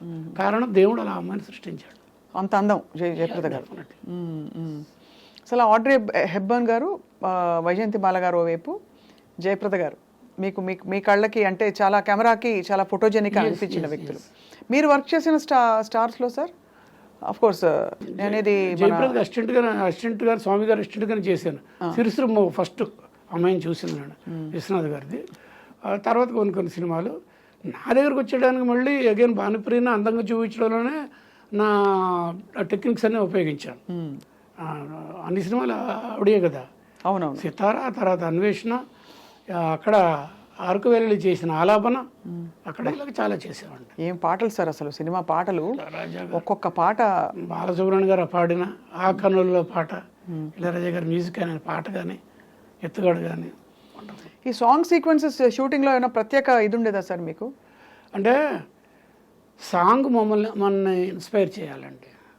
అదే ఇళయరాజా గారులో గొప్పతనం ఏంటంటే ఆయన సాంగ్ ఎంత బాగా చేస్తారంటే ఆ సాంగ్ డైరెక్ట్ని ఇన్స్పైర్ చేస్తుంది, కెమెరాని ఇన్స్పైర్ చేస్తుంది, ఆర్టిస్ట్ని ఇన్స్పైర్ చేస్తుంది. మన మీద ఛాలెంజ్ విసురుతారు ఆయన. అవును, నేను ఇంత గొప్పగా చేశానయ్యా మ్యూజిక్, ట్యూన్ కానీ, రీ రికార్డింగ్ కానీ, మీరేంటో చూపించుకోండి అంటాడు. అప్పుడు మాలాండేళ్ళు ఏం చేస్తారు, ఆయన అంత గొప్పగా చేసినాడు, అంత గొప్పగా మేము చేయాలిగా అని షార్ట్లు కానీ, కన్సీవ్ చేయడం కానీ, లైటింగ్ కానీ, కెమెరా మూమెంట్ కానీ ఇవన్నీ వస్తాయి ఆటోమేటిక్గా. అలా పోటాపోటీ అలా ఉంటేనే అలాంటి సినిమాలు వస్తాయి బయటికి. ఇవన్నీ చేస్తూ మీరు కమర్షియల్ సినిమాలు చాలా చేశారు కదా సార్, వాటికి మీరు మీ డైరెక్టర్స్తో ఈ విధమైన కెమిస్ట్రీ ఉండేదా మీకు? అది తప్పనిసరిగా ఉండాలండి, లేకపోతే మీరు 60 రోజులు 40 రోజులు చేయాలి కదా. అవును, లోపల ఎన్ని రకాలుగా ఉన్న వంశీ ఇంటర్నేషనల్ ఫిలిమ్స్, నాకు బెస్ట్ విశ్వనాథ్ గారు, నిష్ణాథుడు, ఎన్నో వీళ్ళు డైరెక్టర్సే కదా. వీళ్ళతో పాటు ఒక 60 రోజులు ట్రావెల్ చేయాలి కదా 100 రోజుల్లో. అవును కదా, వాళ్ళని అర్థం చేసుకుని వాళ్ళ తగ్గట్టు వాళ్ళకి చేయాలి కదా, చేయాల్సిందే అంతే. అలాగా అందరితోనూ పాజిటివ్గానే వెళ్ళేవాడిని. ఎక్కడ ఏదో ఒకటే సూత్రం, నాకు తెలుసు ఇక్కడ ఏదో రాంగ్ ఉందని. ఆ రాంగ్ ఉందనేది నేను రాంగ్ అని చెప్తే అవతల హర్ట్ అవ్వచ్చు. ఇంకో రంగం చెప్తాను సాఫ్ట్, ఇంకో రంగం చెప్తాను. లేదు నాకు ఇదే రఘు, నేను ఇలా అనుకున్నాను, నాకు ఎయిటింగ్ లేదు, చేసుకుంటాను చేసి ఇచ్చాడు. సింపుల్ నా అది. అయితే కొంత కాంట్రవర్సీ వచ్చింది నా మీద, నేను డామినేట్ చేస్తానని ఉంది నా మీద. అప్పుడులో బ్యాటాకు అప్పుడు ఒకసారి ఇప్పుడు నారాయణమూర్తి ఉన్నాడు కదా, మిత్రుడు రా, అదే మన అరజెండా అతను అన్నాడు, గురుగారు రఘు గారు మీరు కళ్ళులాంటి సినిమా అది ఇది చేశారు, కానీ ఏంటంటే మీరు డైరెక్టర్ని డామినేట్ చేసి మీరు ఏదో చెప్పేస్తుంటారంట, మీరు యాక్ట్ చేసి చూపిస్తారంట అంటే అదేం కాదయ్యా అంటే, నేను ఒకటే అన్నా, నారాయణమూర్తి ఒక మాట అయ్యా, నీకు అర్థమైతే నేను హ్యాపీ. అదేంటంటే నేను ఇంటర్ఫియరెన్స్ అని నువ్వు చెప్తున్నావు, నేను ఇంటర్ఫియర్ అవుతాను. నా దగ్గర 2 మాటలు ఉన్నాయి, ఒకటి ఇంటర్ఫియరెన్స్, 2 ఇన్వాల్వ్మెంట్. నేను ఇన్వాల్వ్ అవుతాను, నేను చేసే ఫిలిం తాలూకు ప్రతి ఆస్పెక్ట్ బాగుండాలని ఇన్వాల్వ్ అవుతాను, సజెస్ట్ చేస్తాను. దాన్ని ఇంటర్ఫియరెన్స్ అనుకోనంటే నా కర్మ కాలిపోయింది అంతే, నేనేం చేయలేను. That is different, this is different. నేను కెమెరామెన్ అయినా కూడా ఆ ఫిలిం అగైన్ ఇట్స్ నా ఒక ప్రాజెక్టు, ఇది బాగుండాలనే ఉద్దేశంతో బెటర్మెంట్స్ గురించి చెప్తాను. అది నేను ఇంకో రంగా తీసుకుంటే నేనేం చేయలేను. ఇంటర్ఫియరెన్స్ వేరు, ఇన్వాల్వ్మెంట్ వేరు. అంతే కదా సార్. సార్ 80 సినిమాలతో ఎందుకు చాలించారు మీరు? తర్వాత మీరే 80 కాదండి, 70. బట్ 70 అంటే మీ వంటి ఒక దిగ్గజానికి ఇంత పెద్ద పెద్ద సినిమాల్లో ప్లస్ కళ్ళు లాంటి సినిమా డైరెక్ట్ కూడా చేసిన ఒక ఘనత ఉన్నప్పుడు ఎందువల్ల మీరు ఇంకా తర్వాత కంటిన్యూ చేయలేదు? ఇప్పుడు అందులో లేటెస్ట్ టెక్నాలజీస్ వచ్చేసాయి. లేటెస్ట్ టెక్నాలజీ నా కళ్ళు రోజుల్లోకి పెద్ద ఏం లేదండి. నేను డైరెక్టర్ అవడం ఒకటి పెద్ద దెబ్బ కొట్టింది నాకు. మంచి పీక్ పీరియడ్లో ఉన్నప్పుడు రామానాయుడు గారి దగ్గరికి వెళ్ళి, సార్ కళ్ళు స్క్రిప్ట్ నాకు ఇవ్వండి అని అంటే, ఆయన కొన్నారని చెప్పాను కదా, ఆంధ్ర అదే కళ్ళు నాటికని 3 వెర్షన్స్ రెడీ చేసి పెట్టారు. వల్లిమాడు మారుతిరావు గారు స్క్రిప్టింగ్ చేసి, తాతినేని రామారావు గారి డైరెక్షన్లో 25 years ఆఫ్ సురేష్ ప్రొడక్షన్ చేయాలని పెట్టుకున్న రఘు అన్నారు నాకు. చేయలేదు ఆయన.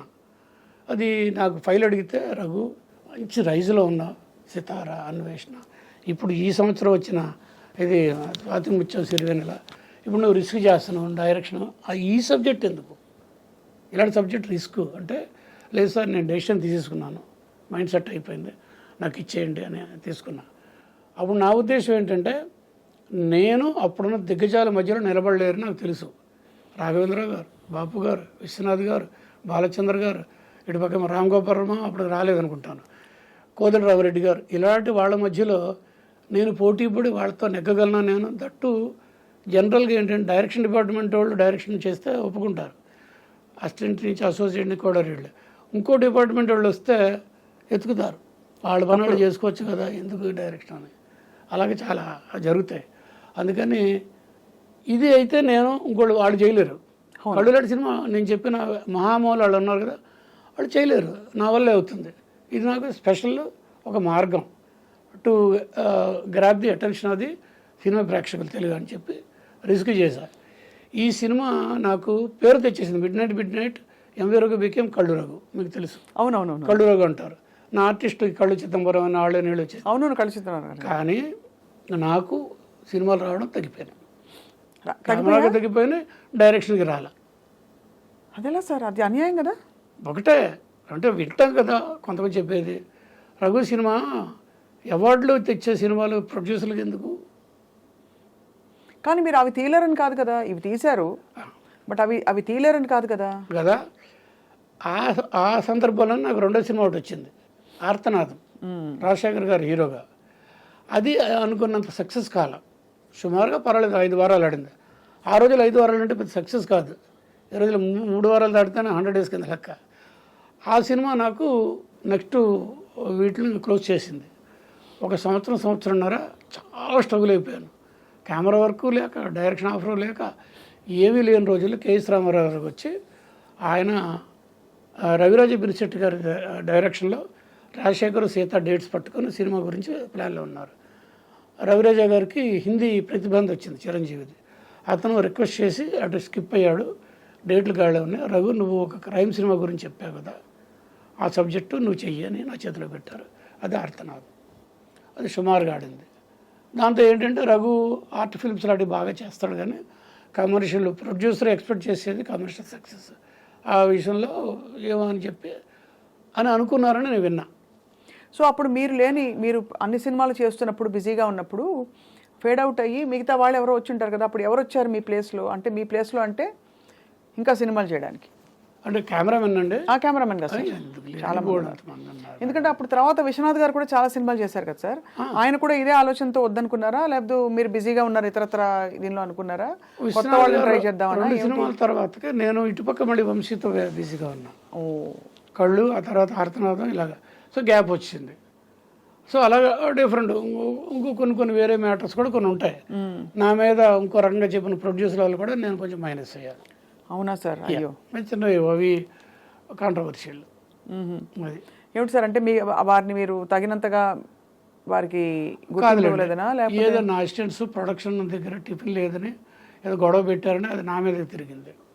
టిఫిన్ చేయదని ప్రొడక్షన్ కాదు కదా, షూటింగ్ 6 గంటలకి షూటింగ్ చేయాలి, 5 గంటల వరకు చేసాము, టిఫిన్ చేసి రావాలి. మా అసిస్టెంట్స్ అందరూ వెళ్ళే టైంకి టిఫిన్ లేదు. అది కొంచెం నా అసిస్టెంట్ ఒక అతను చిరాకు పడ్డాడు, కొంచెం పెద్దదైంది. ఇంత చిన్న విషయం కదా సార్. అదేమైంది, రఘు టీము గొడవ పెట్టుకున్నారు. చాలా దురదృష్టం. చిన్న ఉంటాయండి, చిన్నవైనా సార్ మీకు పెద్ద మార్కే కదా సార్. అంటే ఈ పాటికి దగ్గర మీకుండే అనుభవానికి, మీకుండే ప్యాషన్కి 70 సినిమాలు బహుశా 150 సినిమాలు అయినా అయ్యేవా ఈజీగా కంటిన్యూ చేస్తుంటే మీరు ఫుల్ ఫ్లెడ్జ్గా. సో అప్పుడు మీ మనసుకి ఏం చెప్పుకున్నారు, రావట్లేదు సినిమాలు, మీ తప్పు పెద్దగా లేదు, మీకు కొంచెం ఉంటే గింటే మీకు యాటిట్యూడ్ ఉందని, లేకపోతే మీరు డామినేట్ చేస్తారని అనొచ్చు తప్ప, అంటే అప్పట్లో అది కూడా ఎందుకు మీకుండే పట్టు వల్ల మీ సబ్జెక్ట్ మీద, అంతకు మించి మిమ్మల్ని అనడానికి ఏమీ లేదు. మరి బాధ వేసి ఉంటుంది కదా సార్ ఆ టైంలో? వేసి ఉంటుంది, కానీ ఇదేంటంటే నాకు దేవుడు ఇదే ఇచ్చాడు అంతే, సింపుల్ వేస్తాడు. విశ్వనాథ్ గారితో 2 సినిమాలు చేయమని 2 వరాలు ఇచ్చిన మనిషిని, థ్యాంక్స్ చెప్పిన మనిషిని అతను ఇన్నే ఇచ్చాడు. దట్స్ ఇట్, ఏది ఇచ్చాడో తీసుకో, సరిపెట్టుకున్నారు, టేక్ అది కాదు అంతే. అయితే నాకు అదృష్టం ఏంటంటే, అంటే నేను చేసిన ఇప్పటికీ రిగ్రెట్ అని అన్ను, ఎందుకు డైరెక్ట్ చేయాలయ్యా నువ్వు? కెమెరా చేసుకుంటే వెళ్ళిపోయేది కదా లైను, నువ్వు డైరెక్షన్ చేసుకొని నీ వంట నువ్వే తవ్వుకున్నావు అన్నారు. బట్ ఆత్మసంతృప్తి అనుకోవడం అనేది, అది చేయడం అనేది, పేరు తెచ్చుకోవడం, ఇంటి నిండా షీల్డ్లే ఉన్నాయి, డబ్బులు లేవో రాలేదనుకోండి, అది వేరే విషయం. ఇట్ హ్యాపెన్స్ అండి. అందరికీ రోజీగా ఉంటుందండి ట్రాక్. అదే మీకు ఆత్మసంతృప్తికి ఇప్పుడు వచ్చేటప్పుడు సంజయ్ కిషోర్ గారు అన్నారు, ఒకప్పుడు ఎలా ఉన్నారు రఘు గారు, ఇప్పుడు కూడా అలాగే ఉన్నారు. ఏంటి అన్నారు, నాకు ఆత్మసంతృప్తి ఎక్కువ, నేను ఎక్కువగా సరదాగా ఉంటాను ట్రై చేస్తాను, అదే కదా. ఆనందంగా ఉంటాను ట్రై చేస్తాను, డిసిప్లిన్తో ఉంటాను ట్రై చేస్తాను. అందువల్ల కొంచెం ఉన్నంత ఇప్పుడు కూడా ఈ ఏజ్లో కూడా ఐఎమ్ 70+ ఇలాగ ఉన్నాను. It depends. సో అయితే మహానుభావులు సార్ విశ్వనాథ్ గారిని చాలా తలుచుకున్నాం. ఆయన నటుడుగా ఇంకొన్ని సినిమాలు చేస్తే బాగుండని ఎంత అనిపించిందో. అవునండి సార్, సో మీరు వారితో వర్క్ చేశారు కాబట్టి బోల్డ్ అనే విషయాలు మీరు గమనించుకుని తెలుసుకుని ఉంటారు కదా, ముఖ్యంగా స్వాతిముత్యం సినిమాలు. ఒకటి చెప్పడం నాకు ఇష్టం కూడా, చెప్పడం కూడా. చెప్పండి సార్. విశ్వనాథ్ గారు ఎంత గొప్ప నటుడు కానీ లేకపోతే దర్శకుడుగా కానీ ఆర్టిస్ట్ దగ్గర నుంచి ఎంత ఎక్స్ట్రాక్ట్ చేస్తారనే దగ్గర ఒక చిన్న బిట్టు చెప్తాను. కమలాసన్, ఓల్డ్ కమలాసన్ దీంట్లో ఒడిలో ఆవిడ చనిపోద్ది కదా రాధిక, అవునవును. అప్పుడు ఆ బిట్టు ఒక సాంగ్ రిపీట్ అయ్యి దాని ఎక్స్టెన్షన్ మ్యూజిక్ ఉంటుంది అనమాట. అది చేస్తున్నాం షూటింగ్ అక్కడ అవుట్డోర్లో, స్టూడియోలో అవుట్డోర్ దగ్గర అదంతా పెట్టుకొని ఆ ఇల్లు సెట్ వేసాం. కమలాసన్ ఫస్ట్ డేస్లో ఉన్న ఇల్లు, దాని వెనకాల పెరడ్ అంటాం కదా, అక్కడ అక్కడ షూటింగ్ చేస్తాం. అది విశ్వనాథ్ గారు కమలాసన్కి ఇక్కడ పౌచెస్ పెట్టుకుంటాడు, ఇక్కడ లండన్ నుంచి తెప్పించుకున్నాడు. అంటే ముడతల్లాగా లాటెక్స్, అంతే, దానికి ఒక గంట ఎక్స్ట్రా తీసుకుంటాడు. అది రెడీ అయ్యేలోపు ఈయన రిహార్సల్ కోసం పెట్టి రఘు సర్క్యులర్ ట్రాలీ వేసుకో అని చెప్పి రెడీ చేసి ఆయన కూర్చున్నారు. వెళ్ళి రాధికని పిలిచారు, రాధికని కూర్చొని ఉంది, మ్యూజిక్ వేయమన్నారు. ఆయన చేస్తూ ఆ మ్యూజిక్ అయిపోయిన తర్వాత ఆవిడ చనిపోతుంది, అది చేసుకొని ఆవిడ కింద పెట్టేసి వెళ్ళి దేవుణ్ణి కొడతాడు కదా అలాగా. ఇప్పుడేం వెళ్ళిపోతున్నారేంటి? కాదు, ఒక 2 నెలలు ఉండకూడదు. ఎందుకు? ముక్కోటి ముక్కోటి ఏకాదశి వస్తుంది. అప్పుడైతే సరాసరి స్వర్గానికే వెళ్ళిపోవచ్చు. అందుకే అంతవరకు ఆ దేవుడు ఉంచద్దు.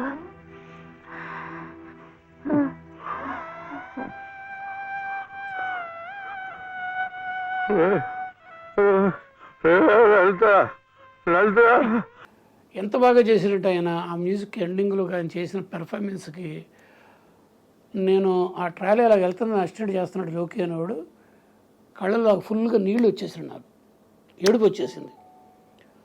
ఐఎమ్ అనేబుల్ టు సీ, ఈ కళ్ళ నిండా నీళ్లతో లెన్స్లోంచి చూడడానికి అవలకాల.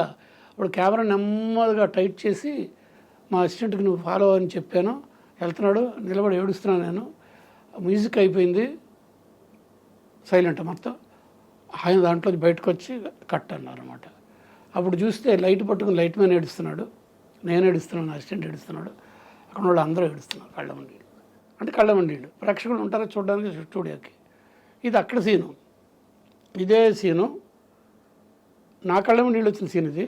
ఇదే రీరికార్డింగ్ జరుగుతుంది. ఈయంది ఇళయరాజా గారిది ప్రసాద్లో, చెన్నైలో.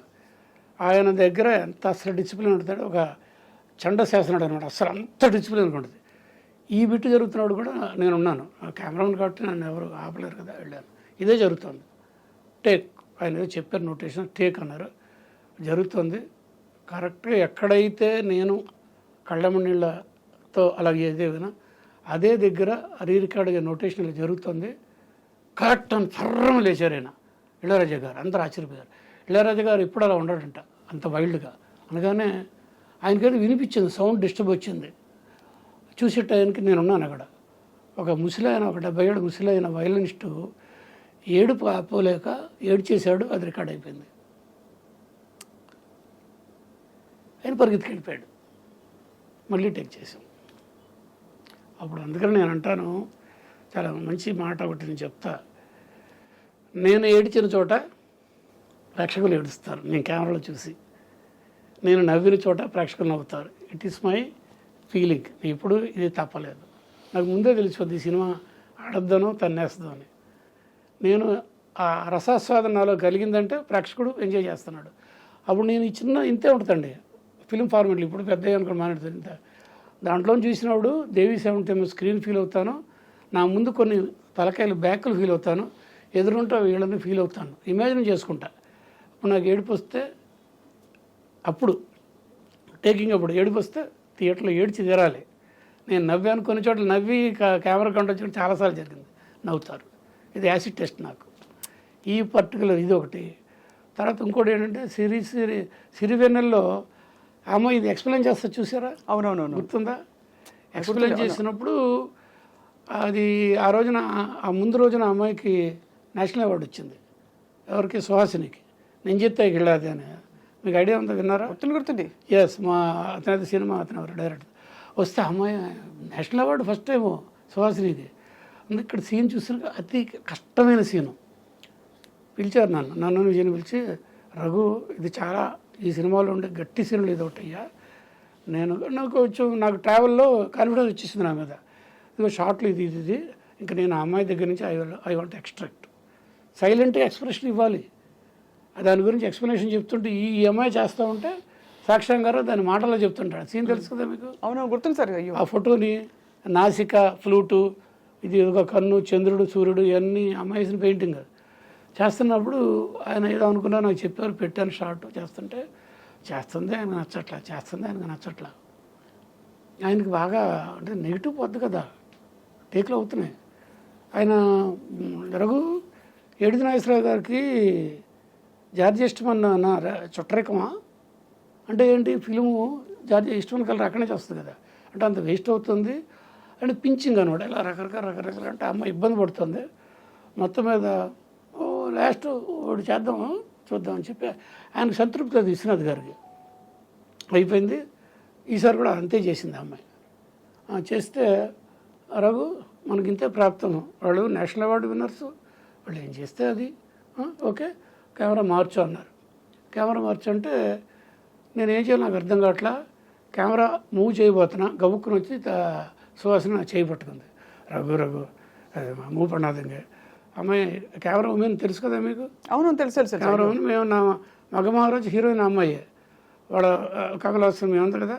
నన్ను గట్టిగా ఒక బ్రదర్లాగా పట్టుకొని కెమెరా మూవ్ చేయద్దు అంటే నేను అన్న అది ఎప్పుడు ఆశని அவர் சொன்னதுக்கப்புறம் நான் I have to move it అంటే ప్లీజ్ నా పోయి రిక్వెస్ట్ పండ్రంటే వచ్చింది. నేను చూస్తున్నా ఆయన ఇలా కూర్చున్న చైర్ మీద. ఈ చివరి కనుకొల్లోంచి అమ్మాయి రావడం చూశారు. దగ్గరకు వచ్చిన తర్వాత ఉన్నారు. ఈ అమ్మాయి ఇప్పుడు బాగా యాక్ట్ చేసింది. రఘు ఇంకోటి చేస్తుందంట అయ్యా, ఇంకొకసారి లాస్ట్ ఒకటి చేస్తుందంట. సరే మళ్ళీ రెడీ చేస్తే ఫెంటాస్టిక్గా చేసింది ఆమె. ఆయన కట్ చెప్పకుండా క్లాప్స్ కొట్టుకుంటూ వెళ్ళి అప్రిషియేట్ చేస్తే ఆమె ఒక కాళ్ళకు దండం పెడితే, Hasini you can do but you are not doing it. నీకు చేసే దమ్ము ఉంది కానీ వేరే మూడ్లో ఉన్నావు, యూ కెన్ డూ ఇట్, ఇప్పుడు చేసావు వండర్ఫుల్ అని చెప్పి అప్రిషియేట్ చేసావు. అది అయిపోయింది. తర్వాత వెళ్ళి భోజనాలకు వెళ్ళి అక్కడ కూర్చున్నాం. నంది హిల్స్ కింద వ్యాలీ ఉంటుంది. నాకును సత్యం అనే అతను నాకు ఆయనకి ఉల్లిపాయ లేకుండా నాకు భోజనం తీసుకొచ్చి పెడతారు. బ్రాహ్మణ భోజనం ఆడదనమాట. రెండే చేలు మాకే. నేను వెళ్ళి అటు చూస్తున్నాడు. పెద్ద వెళ్ళి అక్కడ కూర్చుండిపోయారు. అక్కడ వ్యాలీని చూసుకుంటా అందరూ తినేస్తున్నారు భోజనం. నాకు ఆకలిస్తున్నా ఆయన రావట్లేదు. అప్పుడు నేను సత్యం ఉంటాడు, గురుగారు నేను పిలవండి అన్నాడు. నేను అలాగ వెళ్తే ఆయన కొంచెం ఆయన తెలియకుండా సైడ్ నుంచి చూస్తే ఆయన ఏడుస్తున్నారు. నెమరు వేసుకుంటారు ఆ సీన్ని. సుహాసిని చెప్పిన సీన్ ఆయన నెమరు వేసుకుంటూ ఈస్ క్రయింగ్. నా కళ్ళ నీళ్ళు వచ్చేసినాయి. నన్ను చూసాను రఘు ఆకలిస్తుంది. అలాంటి గొప్ప మహానుభావులు సార్. అలాంటి ఎన్నో ఆయన సినిమాలు, ఆ 2 సినిమాల్లో. సార్ కమర్షియల్ సినిమాలో అంటే అందరిది కమర్షియల్ సినిమాయే కానీ ప్యూర్ కమర్షియల్ పూర్తిగా అంటే ఒక 6 పాటలు, లొకేషన్స్, ఇలాంటి సినిమాల్లో మీకు బెస్ట్ డైరెక్టర్ ఎవరు అనిపించారు సార్ మీరు వర్క్ చేసిన వాళ్ళలో? నా వర్క్ చేసిన వాళ్ళల్లో కోదండరామిరెడ్డి గారితో చేశారు కదా. నాకు కోదండరామిరెడ్డి గారితో అదేంటంటే చిట్టమ్మ మొగుడు అండి నేను చేసింది, మోహన్ బాబు గారు హీరోగా. అయితే కోదండరామిరెడ్డి గారి దగ్గర కెమెరామెన్ గోపాల్ రెడ్డి దగ్గర నేను అసిస్టెంట్గా చేశాను. స్వామి గారి దగ్గర నుంచి వచ్చి ఫస్ట్ స్వామి గారి దగ్గర నేను అసిస్టెంట్గా వచ్చాను, ఆయన నుంచి బయటకు వచ్చిన సినిమా గ్రేట్ ఫిల్మ్ భక్త కన్నప్ప, కృష్ణరాజు గారు, అబ్బా, అవును. బాపు గారు. అక్కడ జాయిన్ అయ్యాను బుట్టాయిగూడెం ఏలూరు దగ్గర. భక్త కన్నప్ప జాయిన్ అయ్యాను. ది గ్రేట్ లెజెండరీ విఎస్ఆర్ స్వామి గారు. అప్పుడు నేను, గోపాల్ రెడ్డి గారు, శరత్, నేను ముగ్గురు అసిస్టెంట్స్గా ఉండేవాడు. ఒక 15 రోజులు అక్కడ చేసి ఆ పీరియడ్ రాసిపెట్టుంది. రాజమండ్రి షిఫ్ట్ అయ్యాం. ఇక్కడ ఇంకో దిగ్గజం విశ్వనాథ్ గారు, సిరిసిరిమువ్వ. అక్కడ ఆయన, ఇక్కడ ఈయన, అలాగే కెరీర్ స్టార్ట్ అయింది. సో స్వామి గారి దగ్గర నుంచి గోపాల్ రెడ్డి గారు ఇండిపెండెంట్ అయినప్పుడు నన్ను అడిగారు, స్వామి గారిని రిక్వెస్ట్ రఘుని తీసుకెళ్తాను. మళ్ళీ గోపాల్ రెడ్డి గారు కొంత ఇలాగా రకరకాలుగా మార్పులు చేర్పులు జరుగుతుంటాయండి. జరిగినప్పుడు మనం అనుకున్నట్టుగా కొన్ని జరుగుతాయి, మనం అనుకోకుండా కొన్ని వస్తాయి, మనం అనుకున్న కొన్ని రావు. అవును. సో అలా కమర్షియల్ సినిమాలో మీకు నచ్చిన డైరెక్టర్ ఎవరంటే మీరు? అంటే కోదండరామరెడ్డి గారితో చేశాను, ముత్యాల సుబ్బయ్య గారితోనేమో షోగాడు వెళ్ళడం చేశాను, రవిరాజ పినిశెట్టి గారితోనేమో ఇది రాయుడు గారు చేశాను.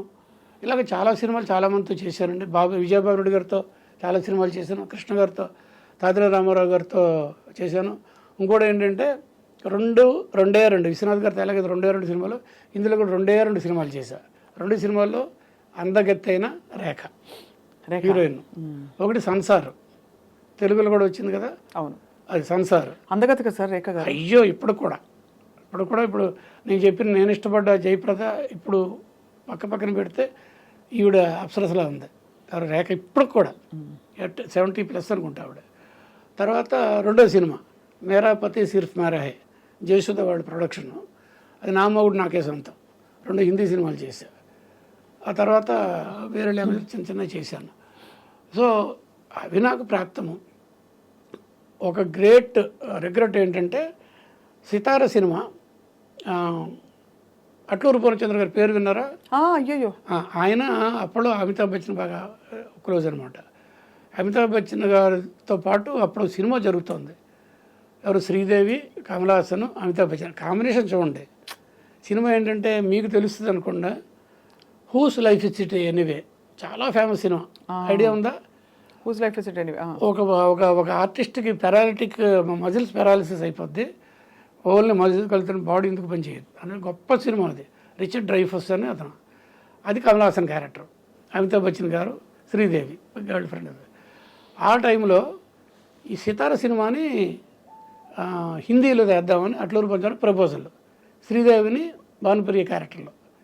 అప్పుడు సితార సినిమా చూశారు ఎవరు? అమితాబ్ బచ్చన్ గారు. 2వ రోజు నన్ను సెట్కి పిలిచారు, నన్ను ఎంబీ రావు అనే బుడ్డోండి పిలిచి పక్కన కూర్చోబెట్టుకొని, నువ్వు డే ఫర్ నైట్ ఎలా చేసావు? డే ఫర్ నైట్ గురించి తెలుసు కదా, బాగా బగబగమనే ఎండలో తీసి దాన్ని వెన్నెలని నేను ఫోటోగ్రఫీగా చెప్పాలి, నేను కాదు సినిమాటోగ్రాఫర్. అయ్యా బాబోయ్. That is called day for night photography. ఇందులో హైలైట్లా ఉంటుంది. మీకు పాట కూడా తెలుసు, ఎన్నిట్లో గోదావరి అందం అనే పాట. అది చాలా టఫ్ టెక్నీషియన్కి. నేను ఆ విషయంలో ముదురుని, ఎందుకంటే నేను చూసేసాను సినిమాల్ని. మా గురువు గారు స్వామి గారే ఆ సినిమా ఏంటంటే మన భక్త కన్నప్పలో ఎన్ని ఇయల్లో చందమామ అవన్నీ చూసి ఏ టెక్నాలజీ వాడుతున్నారు, ఎక్స్పోజర్లు ఏంటి, కలర్స్ ఏంటి, ఏ టైంలో ఏ లైటింగ్లు చేస్తున్నది బాగా. అంటే అప్పటికే నేను డిప్లొమా చేశాను, ఇవన్నీ చేశాను కాబట్టి స్టడీస్ సితార్లు అంత బాగా చేయగలిగా. ఆయన కూర్చోబెట్టి చెప్పి ఆయన అడిగి వండర్ఫుల్. ఇండియన్ ఫోటోగ్రఫీలో డే ఫర్ నైట్ పెద్ద గొప్పగా ఉండదు. కొంతమందే ఉన్నారు, 2 పేర్లు చెప్పారు. ద్వారకా దివేచ అని కూడా అంటారు, షోలే కెమెరామెన్, ఆయన బాగా చేస్తాడు. జీ సింగ్ ఆయన బాగా చేస్తాడు. అవి 2-3 పేర్లు ఇచ్చి సౌత్ ఇండియాలో ఐ లైక్డ్ యువర్ వర్క్ అని షేక్ హ్యాండ్ ఇచ్చారు అమితాబ్ బచ్చన్ గారు. తర్వాత కట్ చేసి కొన్నాళ్ళ తర్వాత తాతిన రామారావు గారి డైరెక్షన్లో అట్లూరు పూర్ణచంద్ర గారు, ఏబిఎం శరవణన్, ఆ తర్వాత టిప్స్ క్యాసెట్ గుల్షన్ కుమార్ గారు, వాళ్ళ కాంబినేషన్లో ఒక సినిమా బడా ఆద్మీ. అమితాబ్ బచ్చన్ గారు, భానుప్రియ, ఈఎంఐ ఎవరో మన తాతిన రామారావు డైరెక్టరు, కెమెరామెన్ ఏమో అమితాబ్ బచ్చన్ గారు, ఎంబీ రావు. నాకు ఇచ్చారు. 2 రోజులు షూటింగ్ జరిగింది. చాలా చాలా ఆనందపడిపోయాను. అమితాబ్ బచ్చన్ గారు జైంట్ దగ్గర నేను సినిమా చేయడం అని. అయితే 2 రోజులు అయిపోయింది. 1 నెల తర్వాత రెగ్యులర్ షూటింగ్ వెళ్ళాలి. టిప్స్ క్యాసెట్ గుల్షన్ కుమార్ గారిని షూట్ చేసి చంపేశారు మాఫియా. తెలుసు అందరికీ. అవునవును. ఆ సినిమా పక్కకి వెళ్ళిపోయింది. అంటే నాకు అదృష్టం రాసి పెట్టలేదు, అయిపోయింది. ఇలా కొన్ని అనుకొని వస్తుంటే కొన్ని అనుకొని మనకు అందం. కానీ ఏ మాట కామాట అంటే మీరు అన్నట్టు అమితాబ్ బచ్చన్ గారు చూసి చాలా సర్ప్రైజ్ అయ్యి ఇంప్రెస్ అయిపోయిన ఇదది టెక్నిక్, అది డే ఫర్ నైట్ అనేది. ఎస్ డిఫరెంట్, అది ఎంత బలం ఇస్తుంది నాకు నాలంటి వాడికి. యా సార్ అప్పటికి ఇప్పటికి చాలా మారిపోయింది కదా కెమెరా టెక్నాలజీ. అస్సలు టూ మచ్. కెమెరా కాదండి, ఫిల్మ్ మేకింగ్ మారిపోయిందండి. అంటే ఇప్పుడు అసలు కంప్లీట్గా టోన్స్, అసలు ఈ మధ్య అయితే ఇప్పుడు బాగా కల్ట్ హిట్ అవుతున్న సినిమాలన్నీ కూడా కొంచెం బ్రౌన్స్, సేపియా టోన్స్ ఎక్కువ ఇష్టపడుతున్నారు. ఫుల్ ఎల్లో బ్రైట్ కలర్స్ లేకపోతే ఒక ఇది లేకుండా, అంటే ఒక కేజీఎఫ్ నుంచి మొదలైంది ఒకటి ప్రశాంత్ నీల్ గారి స్టైల్లో. లేదంటే ముందు నుంచే ఉన్నాయండి, కానీ అంటే మీరు కరెక్ట్ ఎగ్జాంపుల్ చెప్పారు. దాన్ని కూడా చెప్తానండి. ఫిల్మ్ ఫార్మాట్ వేరు, ఫిల్ము డిజిటల్ వేరు. ఫిల్మ్లో ఉండే కలర్స్ కానీ ఇవి కానీ అప్పుడు జనాలకి అలా ఉన్నాయి. డిజిటల్కి వచ్చే టైంకి ఈ కలర్స్ వేరు వస్తాయి, డిఫరెంట్ ప్యాలెట్ అంటాం కదా అది వస్తాయి. అయితే డిజిటల్లో డిజైలో కలర్ నుంచి సినిమాలు జనం బాగుందని ఫీల్ అవుతున్నారు, ఫోటోగ్రఫీ బాగుందని ఫీల్ అవుతారని సినిమా ఏంటంటే అంతా ఆస్ట్రేలియాలో తీశారండి. మన నాగబాబు గారి ప్రొడ్యూసర్ గారి సినిమా, పాట చాలా ఫేమస్ కూడా. ఆ సినిమా నుంచి డిజే కలర్స్ ఇక అందరూ అదే అలాంటిది కావాలని అడగడం మొదలుపెట్టారు. ఆ కలర్ టోన్స్ వేరే ఉంటాయండి. ఫిల్మ్ కలర్ టోన్స్ ఏమో బాగా వైబ్రెంట్ కలర్స్ ఉంటాయి, బ్రైట్ కలర్స్ అద్భుతంగా ఉంటాయి, మోర్ డ్రామాటిక్గా ఉంటాయి. బట్ ఇందులో ఏంటంటే కొంచెం సాఫ్ట్గా వెళ్తూ అక్కడి నుంచి డిఐ మారిపోయింది, కలర్ మారిపోయినాయి. దాంట్లో మీరు ఏం కావాలంటే అది చేసుకునే ఫెసిలిటీస్ వచ్చేసినాయి. అంటే పీరియడికల్ ఫిల్ము, మీరు ఇప్పుడు ఏదో ఇది అంటున్నారు, నాకు తెలిసి మీ అసిస్టెంట్స్ కన్నాడు గాంధీ ఫిల్ము. అవును, రిచర్డ్ అటెన్బర్గ్ గాంధీ. మరి అది పీరియడికల్ ఫిల్మ్ కదా, ప్రీ ఇండిపెండెన్స్ సినిమా. అప్పుడు బట్ తీసింది ఎప్పుడు ప్రజెంట్. అవును, మరి ఫిల్మ్లో వచ్చే కలర్స్ రాకూడదుగా, పళచ్ అంటాం కదా తమిళ్లో, పళిచ్చని వరకు కూడా అది వరకు కూడా. అప్పుడు ఏం చేయాలి, దానికి తగ్గట్టుగా టోన్ డౌన్ చేసి కాస్ట్యూమ్స్, సెట్ కలర్స్, లైటింగ్ అన్నీ చేసుకొని మరి ఆస్కార్ అవార్డు వచ్చింది ఫోటోగ్రఫీకి దానికి. అప్పుడే పీరియడికల్ ఫిల్మ్కి వచ్చే టోన్స్ అలా ఉంటాయి, సెపియా టోన్ అంటాం, అదే వినే ఉంటారు.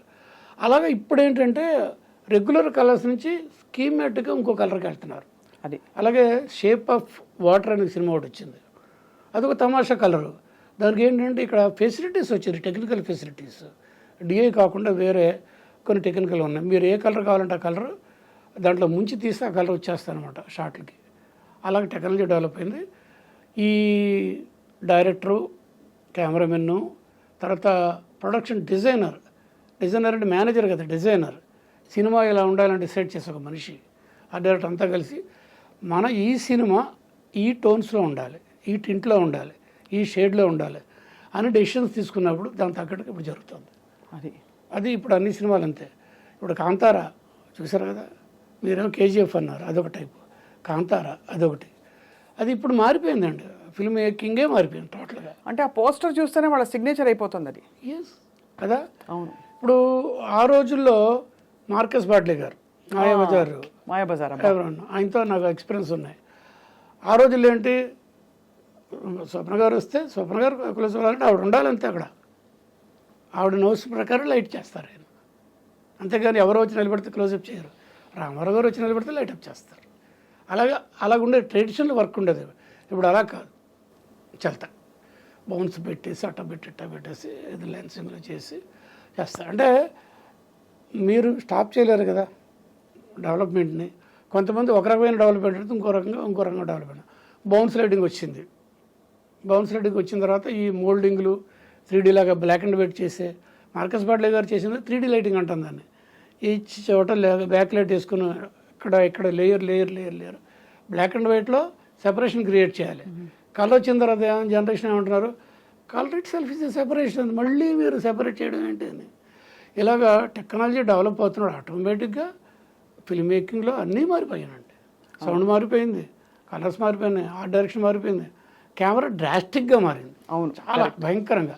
మధ్యలో ఎన్ని టెక్నాలజీస్ వచ్చేసారు, రెడ్ క్యామ్ అన్నారు, మళ్ళీ క్యానన్ 5D రకరకాలు చాలా వచ్చేసింది. అయితే నేను చాలా చోట్ల చెప్పిన మళ్ళీ మీకు ఇంకోసారి, అంటే నేను ఓల్డ్ జనరేషన్ అక్కడి నుంచి ఇక్కడ దాకా ఉందన్నది. ఆ రోజుల్లో మా కంట్రోల్లో మెషిన్స్ ఉండేవి, ఈ రోజుల్లో మెషిన్స్ కంట్రోల్లో మనం ఉన్నాం. టెక్నికల్ పొల్యూషన్ ఎక్కువగా ఉంది, అలా ఉంది డిపెండెన్సీ. అప్పుడు మేము షార్ట్ ఇలాగ అన్నామంటే పక్కగా రేపొద్దున స్క్రీన్ మీద చూసేది అదే. ఇప్పుడు అలా కదా, పర్లేదులే డిఐలో చూసుకుందాంలే, డబ్బింగ్లో చూసుకుందాంలే, చూస్తున్నారు కదా మీరు. అక్కడేదో ఏదో వచ్చింది, అక్కడ ఫీల్డ్ వచ్చింది 1 more అంటే అక్కర్లేదు, అది గ్రాఫిక్స్లో రిమూవ్ చేస్తారులే అంటున్నారుగా. ఫెసిలిటీస్ వచ్చినా కొంది మనిషిలో క్రియేటివిటీ కొంచెం డ్రాప్ అవుతే బతకం పెరుగుద్ది. అది నేను నమ్మిన సొంతం. ఎంత ఎంత కరెక్ట్గా చెప్పారు సార్. కానీ ఎక్కడో బహుశా అవి అవి అలా నిలిచిపోయిన ఫిల్మ్స్ మీరు చెప్తున్న మనం మాట్లాడుకున్న సినిమాలన్నీ కూడా ఇవి కూడా కాలం అయ్యాకే తెలుస్తుంది మనకి నిజంగా ఎంతవరకు నిలబడ్డాయని. మంచి గొప్ప సినిమాలు వస్తున్నాయి, పెద్ద పెద్ద బడ్జెట్స్ వస్తున్నాయి సార్. అప్పట్లో మీరు అన్నావు కేవలం అంటే అన్వేషణ లాంటి సినిమాకి స్టడీ క్యాంప్కి కూడా డబ్బులు లేవు, కానీ ఇంత క్లాసిక్గా నిలబడిపోయింది ఆ సినిమా. ఇప్పుడు అన్ని 100 కోట్లు కదా సార్, 500 కోట్లు ఒక బేస్ లైన్ అయిపోయింది. సో అది మారిన అదే టెక్నాలజీ అడ్వాన్స్మెంట్ అనేది మీరేం స్టాప్ చేయలేరండి. డిజిటల్ అనేది మేము ఇమాజిన్ చేయలే కదా. మేము అసలు ఇంకా చెప్పాలంటే లోతుగా మెడ్రాస్ నుంచి మేము షిఫ్ట్ అవ్వాల్సి వస్తే డ్రీమ్లో కూడా అనుకోవాలి. మరి we are forced to come from shifted from Chennai to Hyderabad. It happens అంతే. ఫిల్మ్ మేకింగ్లో కూడా పర్టికులర్గా camera department technology, pure technology. Cinema itself is pure. దానికి నేను చెప్తాను మా స్టూడెంట్స్కి, cinema is science in art form. It's మంచి మాట అది. Cinema is science in art form or art in science form. So that డెఫినెట్గా దానికి కెమెరా పెట్టాల్సిందే, దానికి లెన్స్ వేయాల్సిందే, లైటప్ చేయాల్సిందే, ఎక్స్పోర్ పెట్టాల్సిందే, మోల్డ్ చేయాల్సిందే, ల్యాబ్కి వెళ్ళాల్సిందే, అవుట్పుట్ రావాల్సిందే. అంతే కదా సార్. సో అది స్టేజ్లు మారిపోతున్నాయి. ఈజియర్ అయిపోయింది ఇప్పుడు. ఇప్పుడు ఏఐ వచ్చాక సార్ ఇంకా మరింతగా మారిపోతుంది కదా ఆర్టిఫిషియల్ ఇంటెలిజెన్స్. చివరికి నాశనం అయ్యేంత వరకు నా మారిపోద్దండి. ఇక్కడ ఈ కాంటెక్స్లో అడగాలి సార్, ఇప్పుడు అంటే టెక్నాలజీ ఇలా మారిపోయింది.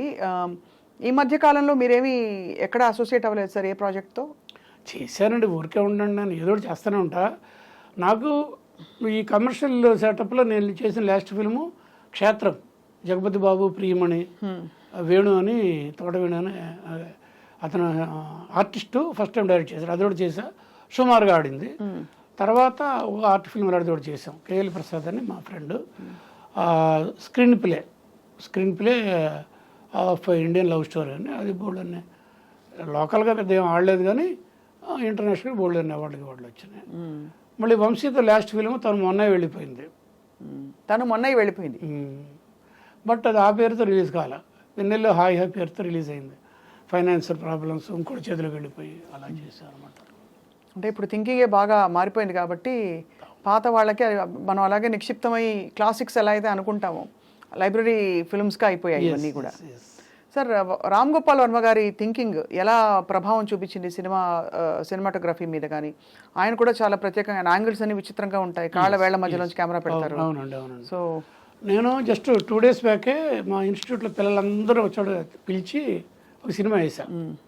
మీరు చూడండి అయ్యా, ఇలాంటి సినిమాలు ఇండియాలో తక్కువ వచ్చేది అని చెప్పి. అది వేరే సినిమా ఏం కాదు, సత్య సినిమా. మొన్ననే 25 ఏళ్ళు కంప్లీట్ అయిన ఒకేషన్ కూడా జూలై 3rd అది అయింది. మేము 6th పెట్టాం, సాటర్డే నాడు. అది మళ్ళీ చూస్తే పిల్లలు అవాక్ అయిపోయారనమాట చూసి. ఆ సినిమాలో విశ్వరూపం ఎవరు, రామ్ గోపాల్ వర్మ, జేడి చక్రవర్తి, వాళ్ళందరితో అంటే పక్కగా pure reflection of society of at that time Bombay మాఫియాల మీద అద్భుతంగా తీశాడు, డేరింగ్గా తీశాడు అనమాట. ఎంతో రీసెర్చ్ చేశాడు. తర్వాత కలిసినాడు, మాట్లాడుకోవడం జరిగింది. పోలీసు వాళ్ళ దగ్గరికి వెళ్ళి, కాస్ట్యూమ్ దగ్గర నుంచి, మాఫియాల దగ్గర. రెండోది కెమెరామెన్ దానికి ఇతను మరి అంతకుముందు గోపాలరెడ్డి గారు ఫస్ట్ సినిమా ఏంటి, శివ గోపాలరెడ్డి గారు కెమెరామెన్. ఇంకెవరు రకరకాలు చేశారు. రంగీలేకేమో డబ్బురియారు సుబ్బారావుని. బట్ ఈ సినిమాకి ఒక హాలీవుడ్ కెమెరామెన్ హోపర్ అని చెప్పేసి, అతను గరాళ్ళ హోపర్ అని ఇంకొక ఆయన. మరి దానికి అలా ఎందుకు వెళ్ళాడంటే అలాంటి టైప్ ఆఫ్ లైటింగ్ చేసి ఆ మనిషిని ఐడెంటిఫై చేశాడు, అలా పట్టుకున్నాడు. కెమెరామెన్స్ అఫ్కోర్స్ తెలుగులో స్టడీ క్యామ్ని గొప్పగా ప్రయోగించిన మనిషి రామ్ గోపాల్ వర్మ.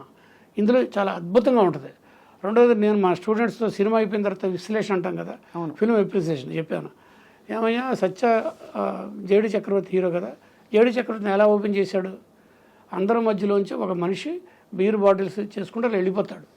హీరోని అలాగే చేస్తాము మనం. ఇప్పుడు ఈ సినిమాల్లో కాలు పెట్టగానే ఇక్కడి నుంచి ఇంత దుమ్ము లేస్తుంది, చెయ్యి క్లోజప్ పటపట పట ఇంకేదో ఉంటాడు ఒక రకమైన మ్యూజిక్ కేవలం ధ్యాన ధ్యాన. ఇప్పుడు ఇంట్రడక్షన్ హీరో అలా ఉంటుంది. అప్పుడు రామ్ గోపాల్ ఎలా చేశాడు అలా చేశాడు, మోస్ట్ అన్ఎజ్యూమింగ్గా. ఎంత దమ్ము ఉండాలండి.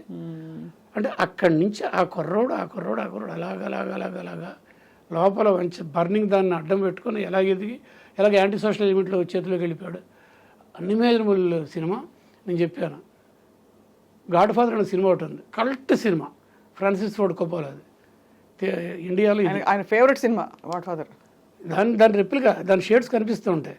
అది అక్కడ ఎంత ఇంటర్నేషనల్ మార్కెట్లో అది ఎంత గొప్ప సినిమా, మార్కెట్ కాదు, ఫిల్మ్ మేకింగ్లో ఎంత గొప్ప సినిమానో ఇండియన్ దీంట్లో it is God father of Indian cinema. అంత ఇంపాక్ట్గా ఉంటుంది. అయితే తర్వాత అంటే జనరల్గా నన్ను కూడా అడిగారు, మీరు ఎలాంటి సినిమాలు చేస్తారంటే నేను అన్ని జానర్స్ చేస్తాను అంటాం కదా.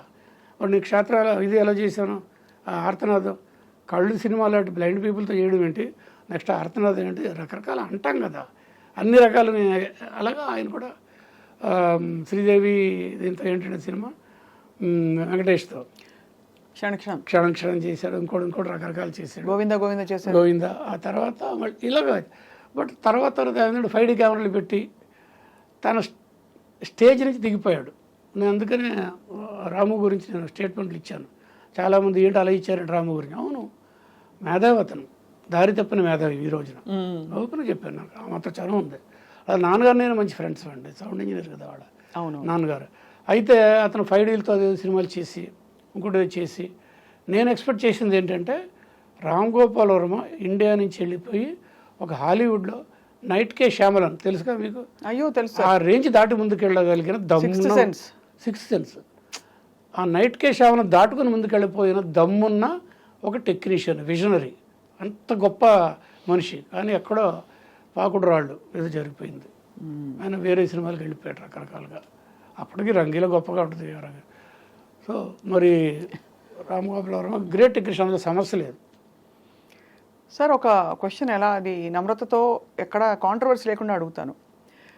ఇప్పటికీ కూడా ఇప్పుడు కొంచెం ఓపెన్ అప్ అవుతుంది ఇండస్ట్రీ.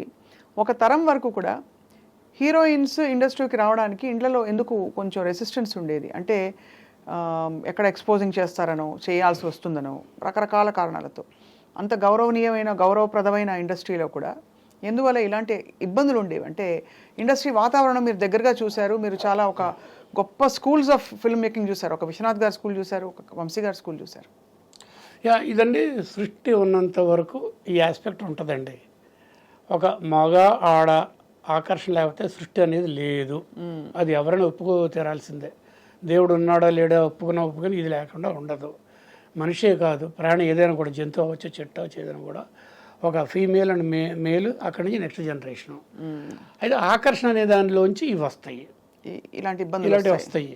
ఏంటంటే యువతల వాడు ఏంటి అంటే మనం అనుకుంటే ఊరికే అంటాను, ఒక ప్రొడ్యూసరో లేకపోతే ఎవరో డబ్బు పెట్టేవాడో డైరెక్టరో తన చేతుల్లో నేను తీర్చిదిద్దుతాను కాబట్టి నేను కొంచెం ఫేవర్ అడుగుతాను అని ఇతను మైండ్ సెట్. వాళ్ళదేంటి ఆపర్చునిటీ కోసం, కెరీర్ కోసం వాళ్ళు చేసేది జరిగినాయి.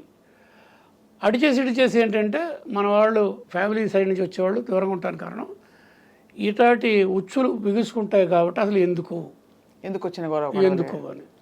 మరి ఆ రోజుల్లో కూడా ఇన్ని రకాలైన కాసిప్స్ ఉన్నా మరి భానుమతి గారి మీద ఒక కాసిప్ లేదే. ది గ్రేట్ భానుమతి రామకృష్ణ గారి మీద ఉండేవాళ్ళు ఉంటారు కొంతమంది ఆపర్చునిటీ కోసం మరి ఇలాగ లొంగేవాళ్ళు ఉంటారు. మరి అది early days of film making కదా ఆ రోజుల్లో. అవును. సో ఒకసారి షైన్ అయితే ఇన్ని కోట్లు పడగలుగుతాం అని అనుకున్నప్పుడు నెక్స్ట్లో కొంతమంది తెగించి బయటకు వచ్చినప్పుడు ఇంకా అది వస్తుంది. అది ఇప్పుడు నార్మలైజ్ అయిపోయింది. రైట్. అంటే ఇది మొన్న కూడా వచ్చింది మీటూ అనేది కదా. మీటూ ఏనా? అవునవును. ఇప్పుడు పాత కథలన్నీ బయటకు వస్తున్నాయి ఇప్పుడు చాలా. వాటి మీద అంటే ఏమైనా అవుతుందని కాదు కానీ ఒక ప్రయత్నం జరిగింది. అది ఇంకో మ్యాటర్ చెప్తారండి, మన సినిమా వాళ్ళ మీదే మాట్లాడతారు ఇవన్నీ. బయట సొసైటీ లేదు, ఇంతకంటే ఎక్కువ భయంకరాలు ఉన్నాయి, చాలా ఉంటాయి, అన్ని చోట్ల ఉంటాయి. పాలిటిక్స్లో ఉంది, కాంట్రాక్టర్స్లో ఉన్నారు, దాంట్లో ఉంది, దీంట్లో ఎక్కడ లేదండి.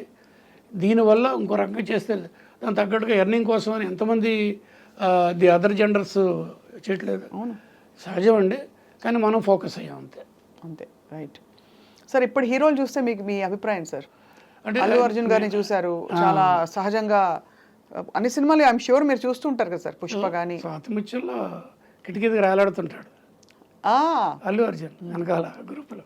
ఇది కమల్ హాసన్ గారు ముసులు గెటప్లో వాళ్ళ ఫ్యామిలీ అంతా సినిమా ఓపెనింగ్ అదే కదా. అవును, అక్కడి నుంచి కదా బ్యాక్ అదే అల్లు అర్జునే కదా. అల్లు అర్జునే బన్నీ. సో అంటే నేను బన్నీ ఫ్యాన్ సార్. ఎస్, నేను కాదా, నేను కూడా నాకంటే చాలా చిన్నవాడు కదా అల్లు అరవింద్ గారు, మేమంతా కలిసి తిరిగిన వాళ్ళం.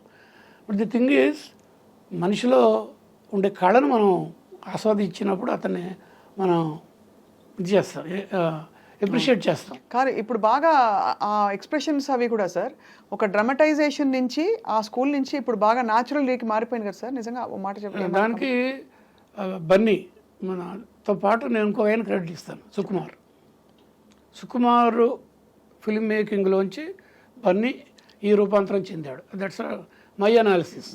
పర్టికులర్ మొన్న అదే పుష్ప, అది డైరెక్టర్ థాట్కి ఇతను కమిటెడ్గా అతను చేయగలిగాడు.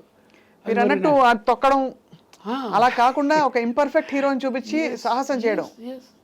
అది మరి నేషనల్ అవార్డు రేంజ్ తను తీసుకున్నాడంటే మరి ఎఫర్ట్ తక్కువ పెట్టాడా? ఎంత ఇది గొప్ప ట్రాన్స్ఫర్మేషన్ అంటాం దాన్ని. ఏదో ఒకదంపుడు సినిమాలు చేసుకొని వెళ్ళిపోకుండా రన్ ఆఫ్ ది మిల్ అంటామా, కాకుండా కొన్ని సినిమాలు అవి చేశారు, బట్ ఇలా కూడా చేయాలి. అలాగే డైరెక్టర్స్ డిలైట్, కెమెరాస్ డిలైట్ అనే ప్రభాస్ లాంటి స్టార్ సార్. ఏమనిపిస్తుంది సార్ మీకు? అంటే ఎందుకంటే బాహుబలిలో అసలు ఇంతకంటే పర్ఫెక్ట్గా చూపించచ్చా ప్రభాస్ అనే లాంటి స్టార్ని అనిపించింది సార్. అంటే ఆ అందం, అసలు బాణం పెట్టుకుని ఒక్కొక్క యాంగిల్ చూస్తుంటే అంత బాగా చూపించారు రాజమౌళి గారు. డెఫినెట్గా. అంటే అది మళ్ళీ అగైన్ ప్రభాస్ వాళ్ళ నాన్నగారు సూర్యనారాయణ రాజు గారు, మా భక్త కన్నప్పకి ఆయన ప్రొడ్యూసరు, అమరదీపానికి ఆయన ప్రొడ్యూసర్, నాకు బాగా క్లోజ్ మీ అందరూ కదా. అప్పుడు చిన్నపిల్లవాడు ఇతను. వాళ్ళ కృష్ణరాజు గారు ఈయన అందరూ జైంట్స్ కదా. ఆ రాజులు క్షత్రియులు వాళ్ళ తాలూకు పర్సనాలిటీ అంతగానో ఇతరులో వచ్చేసింది. రెండోది సత్యానంద, వైజాగ్ సత్యానంద దగ్గర ట్రైనింగ్ అయ్యాడు.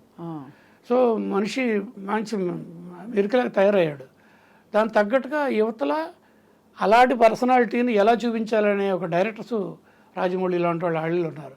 ఇటు సార్లు అతని అదృష్టం ప్లస్ ఎఫర్ట్, తక్కువ ఎఫర్ట్, చాలా గొప్ప ఎఫర్ట్ పెడతారు. ఒకప్పుడు అనుకునేవాడు సార్ హాయిగా సినిమా అంటే ఎంత సినిమా జీవితం ఎంత కష్టమో, ఆ ఎండ ఏమిటి, ఎన్ని గొడుగులు పెడితే మాత్రం అక్కడ కూర్చోవడం, పగలు రాత్రి తేడా లేకుండా డైటింగ్ చేయడం, ఎప్పుడు అందంగా కనిపించాలి చచ్చినట్టు, అంతే కదా సార్? ఎస్, డెఫినెట్గా. ఈ ఛాలెంజెస్ ఉంటాయండి. మీరు ఛాలెంజెస్ చేసుకోకపోతే ఏం గ్రోత్ ఉంటుందండి? అవును, చేయాల్సిందే. మరి చిరంజీవి గారు ది బిగినింగ్ నుంచి ఈ రోజుని చూస్తే ఎలాంటిదండి? ఎంత అసలు చిరంజీవి గారు ఇప్పుడు చూస్తే సార్ ఆయన వయసు వెనక్కి వెళ్ళిపోతున్నారు కదా. మరి డెఫినెట్లీ అది దానికి సూత్రం ఏంటంటేనండి, మన ఈయన అఖిల నాగేశ్వరరావు గారు చెప్తారనమాట. సార్ మీ లాంజివిటీకి సూత్రం ఏంటంటే ఆత్మసంతృప్తి. అందరూ మన వర్క్స్ని అప్రిషియేట్ చేస్తూ ఉంటే ఎక్కడ లేని బలం వస్తుంది. ఒక్కొక్క సినిమా పెద్ద హిట్ కొట్టిందంటే ఒక అమృతం ఒక బొట్టు తాగినట్టుగా అవుద్ది. నాకు అవార్డ్స్ వచ్చిన అది చేస్తే ఆటోమేటిక్గా అది ఆత్మ సంతృప్తి ఇస్తే శరీరం కూడా ఆయుష్ పెంచుకుంటూ పోతుంది. అంతే కదా సార్? ఎస్. సో ప్రభాస్కి వస్తే బాహుబలి ఇలాంటి సినిమాల్లో అతను అదృష్టానికి ఆ క్యారెక్టర్కి రాజమౌళి తీసుకొచ్చుకున్నాడు. బట్ దానికి ఈక్వల్లీ క్రెడిట్ అంటే బిహైండ్ ది స్క్రీన్, అంటే in front of the screen వాళ్ళే.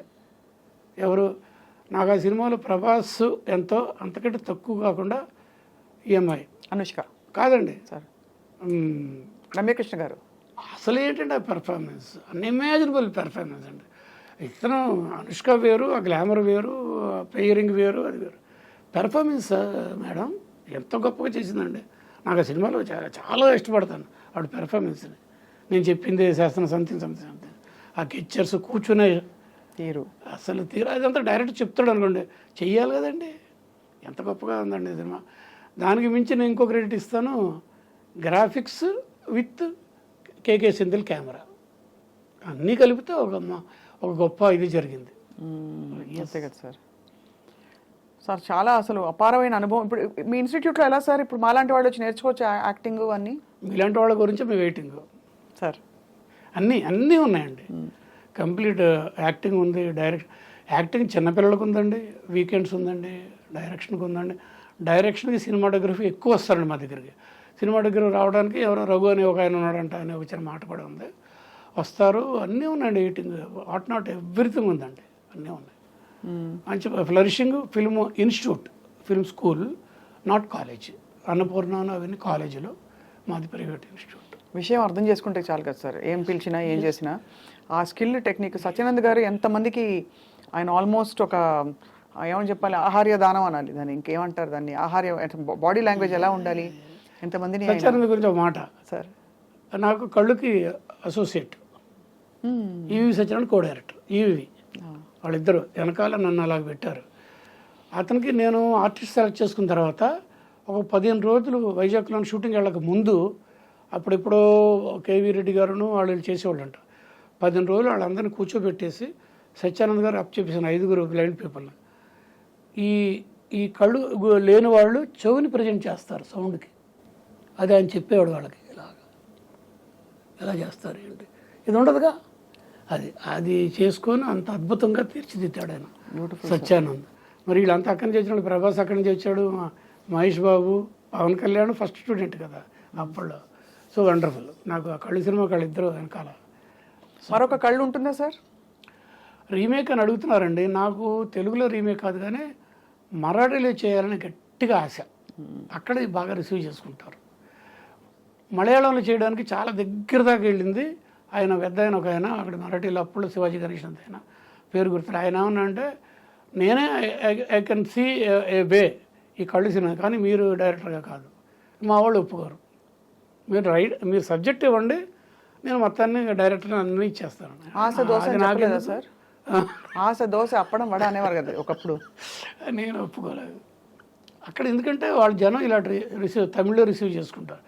తమిళ్లో కళ్ళు రాగానే అప్పుల్లో ఉన్న ఒక ఆయన ఫిల్మ్ ఛాంబర్ ప్రెసిడెంట్, పెద్ద ఆయన ఏజ్డ్, నా దగ్గరికి వచ్చాడు. రఘు నీకు ఎంత అయింది అంటే 7.5 లక్షలు అయిందండి అన్న. ఇదిగో 7.5 లక్షలు రేపు నీ చేతిలో పెడతాను, నాకు కాపీ ఇచ్చేయమంటాడు. సార్ నేను 7.5 లక్షలు ఎలా చేయగలిగానంటే వైజాగ్ మొత్తం నా ఫ్రెండ్స్, నా రిలేషన్స్ అందరికీ ₹1,00,000 అయితే నాకు 10,000 అయిపోయినాయి. అన్నీ చాలా ఫ్రీగా వచ్చేసినాయి. ఆర్టిస్టులు పెద్దగా నేనే ఇవ్వలేదు. అలాగే చేసుకున్నాను కాబట్టి నా ఇన్ఫ్లుయెన్స్ అంతా ఉపయోగించాను. బాలుగారికి 25,000 ఇచ్చా అంతే.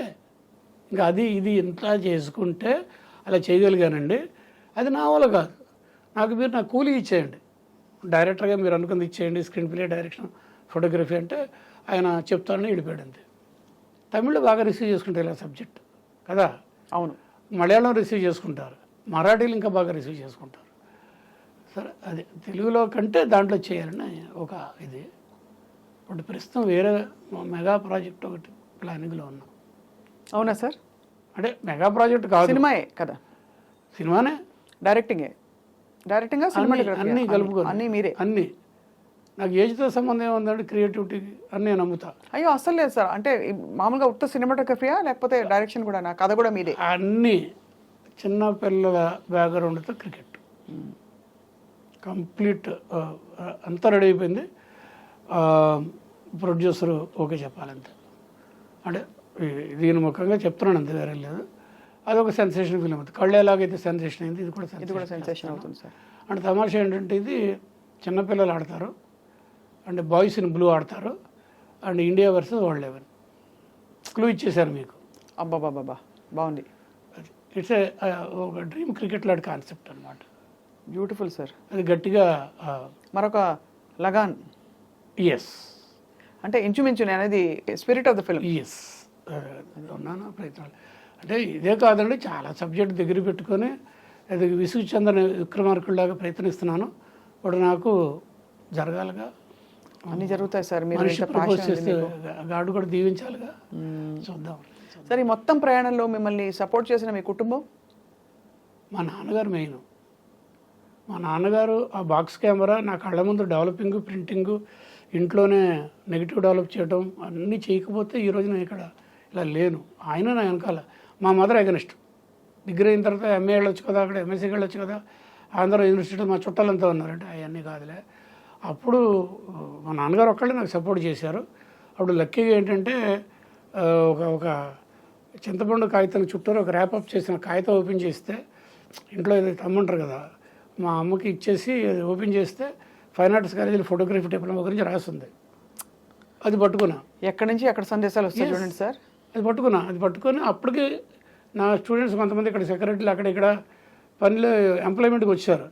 అబ్బాయి నేను వస్తాను, కొన్నాళ్ళు మీరు నన్ను కాపాడుకోండి, నాకు ఆతిథ్యం ఇవ్వండి, ఐఎమ్ కమింగ్ దేర్ అని మూటముడు సర్దుకొని వచ్చేసాను. తర్వాత మెడ్రాస్కి వచ్చినప్పుడు మాత్రం నాన్నగారు ఇంకా రైల్వేస్లో ఉన్నారు.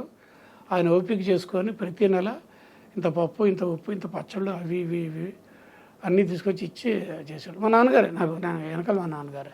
స్వామి గారి దగ్గర చేరడానికి కూడా నాన్నగారే కారణం. ట్రావెలింగ్లో వాళ్ళందరూ పరిచయాలు అవుతారు కదా, నేను ఫస్ట్ క్లాస్ ఇన్ఛార్జ్గా ఉండేవాళ్ళు. ఇంకో విషయం ఏంటంటే రాజమండ్రిలో 1 year ఉన్నాము. నేను ఆర్ట్స్ కాలేజీ రాజమండ్రిలో చదివాను అనమాట. అప్పుడు రంగనాథ్ గారు తెలుసు, ఆర్టిస్ట్. మా నాన్నగారు కింద 8 మందిలో ఆయన అప్పుడే తెలుసు నాకు రంగనాథ్ గారు. సో ఈ ఊరికే సైడ్ ట్రాక్ అనుకోండి, మా నాన్నగారు అఫ్కోర్స్ మిగిలిన వాళ్ళందరూ నేను ఎప్పుడైతే కొంచెం దిగాను, సక్సెస్ కాదండి, దిగి స్వామి గారి దగ్గర సినిమాలో భక్త కనుక సినిమా వచ్చేసి అదిగో రఘు అని టైటిల్ పడ్డా ఫస్ట్ సినిమా. మరి ఇంట్లో వాళ్ళు ఆనందపడరా? మరి తర్వాత సిరిసిరిమవ్వ, అందులో నేను కనిపిస్తాను కూడా అల్లు రామలింగ గారి పక్కన. తెలుసు కదా ఆయన డైరెక్టరు. అవునవునవును. అది ఐస్ గడ్డలు వేసుకొని కవిత డ్యాన్సులు, సాక్షి గారు ఆ సీక్వెన్స్లో కెమెరాని స్వామి గారు కెమెరా పెట్టుకుని మమ్మల్ని చేశారనమాట. అందులో ఇదే తమాషాలు చాలా ఉంటాయి, ఎలాగ మర్చిపోతారండి. సార్ మళ్ళీ భక్త కనప రాబోతుందిగా, చూడాలి విష్ణు గారితో చూద్దాం. ఎందుకంటే వాళ్ళు కూడా నాకు బాగా కావాల్సిన ఫ్యామిలీ కాబట్టి. మోహన్ బాబు గారు నన్ను ఎంతో గొప్పగా ట్రీట్ చేశారు. ఒక 6 సినిమా మీరు చేశారు కదా, 6 డిటెక్టివ్ నారతో మొదలు వంశీతో ఫస్ట్ సినిమా స్కోప్ నాకు. వంశీతో డిటెక్టివ్ నారతో చేసి ప్రెస్ మీట్లో చెప్పారు ఆయన, నేను ఇప్పటిదాకా 400 పైచీలకు సినిమాలు చేశాను, కొన్ని సినిమాల్లో చాలా అందంగా ఉంటాను, అందులో ఇది ఒకటి. రఘు నన్ను బాగా చూపించాడు అద్భుతంగా. తర్వాత అలాగా డైరెక్ట్లు మారుతున్నారు, సంస్థదే, నేను కెమెరామెన్. 6 సినిమాల వరకు చేశాను. ప్రత్యూష అమ్మాయి ఎవరో ఇదేను కదా, ఆ సినిమా ఇతను రవిరాజ్ ప్రిన్సిట్ గారు డైరెక్షన్. అక్కడి నుంచి నేను అవుట్ ఆఫ్ ది ఫ్రేమ్. భక్త కన్నప్ప ఇప్పుడు చూద్దామండి ఎలాగ చేస్తారు ఏంటో, రావాలి. Subject it self is great. అసలు దీనికి ముందు మీకు తెలుసు అనుకోండి, బెడర్ కన్నప్ప, కర్ణాటకలో రాజ్ కుమార్ గారు. ఆ సబ్జెక్టే గ్రేట్ సబ్జెక్ట్, ఐ ట్రాన్స్ప్లాంటేషన్ కదా.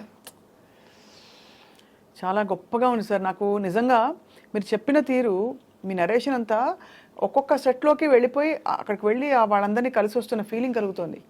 మీరు ఒక్కొక్కటి చెప్తూ ఉంటే, ఇందాక భానుప్రియ గారి 2 నెలలు పసుపు రాసుకునే కార్యక్రమం మొదలుకొని ఆవిడని చూపించినప్పుడు వచ్చిన ఛాలెంజెస్ ఎలా మీరు లైట్ చేసి ఇచ్చారు, మళ్ళీ స్టడీ క్యామ్ మీ అంతటి మీరు ఎలా క్రియేట్ చేసుకున్నారు. So it's a wonderful great journey sir. మీరు అన్నట్టు మీకు ఆత్మసంతృప్తి ఉండడానికి అనేక కారణాలు ఉన్నాయి. సరే ఇంకా చేస్తే బాగుండు అనే ఆ కారణాలు మాకున్నాయి. మీరు ఇంకొన్ని సినిమాలు చేసి చూపిస్తే బాగుండు ప్రపంచానికని. సో మళ్ళీ మీరు తెరపై విజృంభించి పుంజుకుని తెర వెనక తెరపై అంటే యాక్టివ్గా సినిమాలో ఇన్వాల్వ్ అవుతారని మేము ఆశిస్తున్నాం సార్. ఏదో ఫామ్లో ఉంటానులేండి. రైట్. కెమెరా ముందుకు, స్క్రీన్ ముందుకు రాకపోవచ్చు కానీ అదే వెనకాల ఏదో ఫామ్లో ఉంటాను. అట్లీస్ట్ షో రన్నర్ అని ఈ మధ్య కొత్త మాట ఒకటి వచ్చింది. అవును, వెనకాల నుంచి నడిపించడం, రథసారథి, దర్శక పర్యవేక్షణ కూడా అంటారు అదేనా? అదే, దాన్ని ఇంగ్లీష్లో షో రన్నర్ అనే మాట వచ్చింది. అదైతే నాకున్న వెనకాల ఎంతమంది ఉన్నారు. నాకు స్టూడెంట్స్ దగ్గర 5-6 వేల మంది నాకు స్టూడెంట్స్ ఉన్నారు ఇప్పుడు, అటు ఇటుగా. నా కెమెరా అసిస్టెంట్స్గా శిష్యులు ఉన్నారు. 6,001 సార్, మమ్మల్ని కూడా కలుపుకోండి సార్. మీరు ఆస్కార్ కమిటీ మెంబర్గా కూడా ఉన్నారుగా. 2 పాయింట్లు చెప్తాను. ఆస్కార్ అవార్డ్స్ మీకు తెలుసు కదా, అందులో బెస్ట్ ఫారిన్ ఫిల్మ్ కేటగిరీ ఒకటి ఉంటుంది, తెలుసుగా మీకు? అవునవునవును. ప్రతి కంట్రీ, ఫిల్మ్ మేకింగ్ కంట్రీ ఒక సినిమాను వాళ్ళ కంట్రీ నుంచి ఒకటి సెలెక్ట్ చేసి పంపిస్తారు. అది 87 కావచ్చు, 127 కావచ్చు. పంపిస్తే ఒక సినిమా బెస్ట్ ఫారిన్ ఫిల్మ్ కేటగిరీకి ఆస్కార్ అవార్డు తీసుకుంటుంది. ప్రతి సంవత్సరం మనం పంపిస్తాం. ఒకప్పుడు స్వాతిముత్యం వెళ్ళింది. ఇంతవరకు హిస్టరీలో ఇండియా నుంచి తెలుగు పిక్చర్ ఏదో ఒకటి సెలెక్ట్ చేయబడలేదు, ఒక్క స్వాతిముత్యం 1986కి. దానికి కెమెరామెన్ ఎంవి రఘు. వాళ్ళు ఇచ్చిన సర్టిఫికేట్ నా దగ్గర ఉంది, వాళ్ళది, ఇది అకాడమీ వాళ్ళది. మొన్న 23 సంవత్సరంలో 2023లో ఆస్కార్ అవార్డు కమిటీలో, ఇండియన్ ఆస్కార్ కమిటీలో నేను మెంబర్ని. 14 మంది డిఫరెంట్ స్టేట్స్ నుంచి వచ్చిన దాంట్లో ఈ తెలుగు స్టేట్స్ నుంచి నేను 4 సినిమాలు తెలుగు సినిమాలు. సో మీరు అంటే సెలెక్ట్ చేస్తారా సార్ ఏవేవి పంపించవచ్చని? అవునండి, అన్ని సినిమాలు చూసి 40 పైచీలకు వస్తే వాళ్ళు ఫస్ట్ దీంట్లో వచ్చేసుకొని 24 సినిమాలు మేము చూసాం.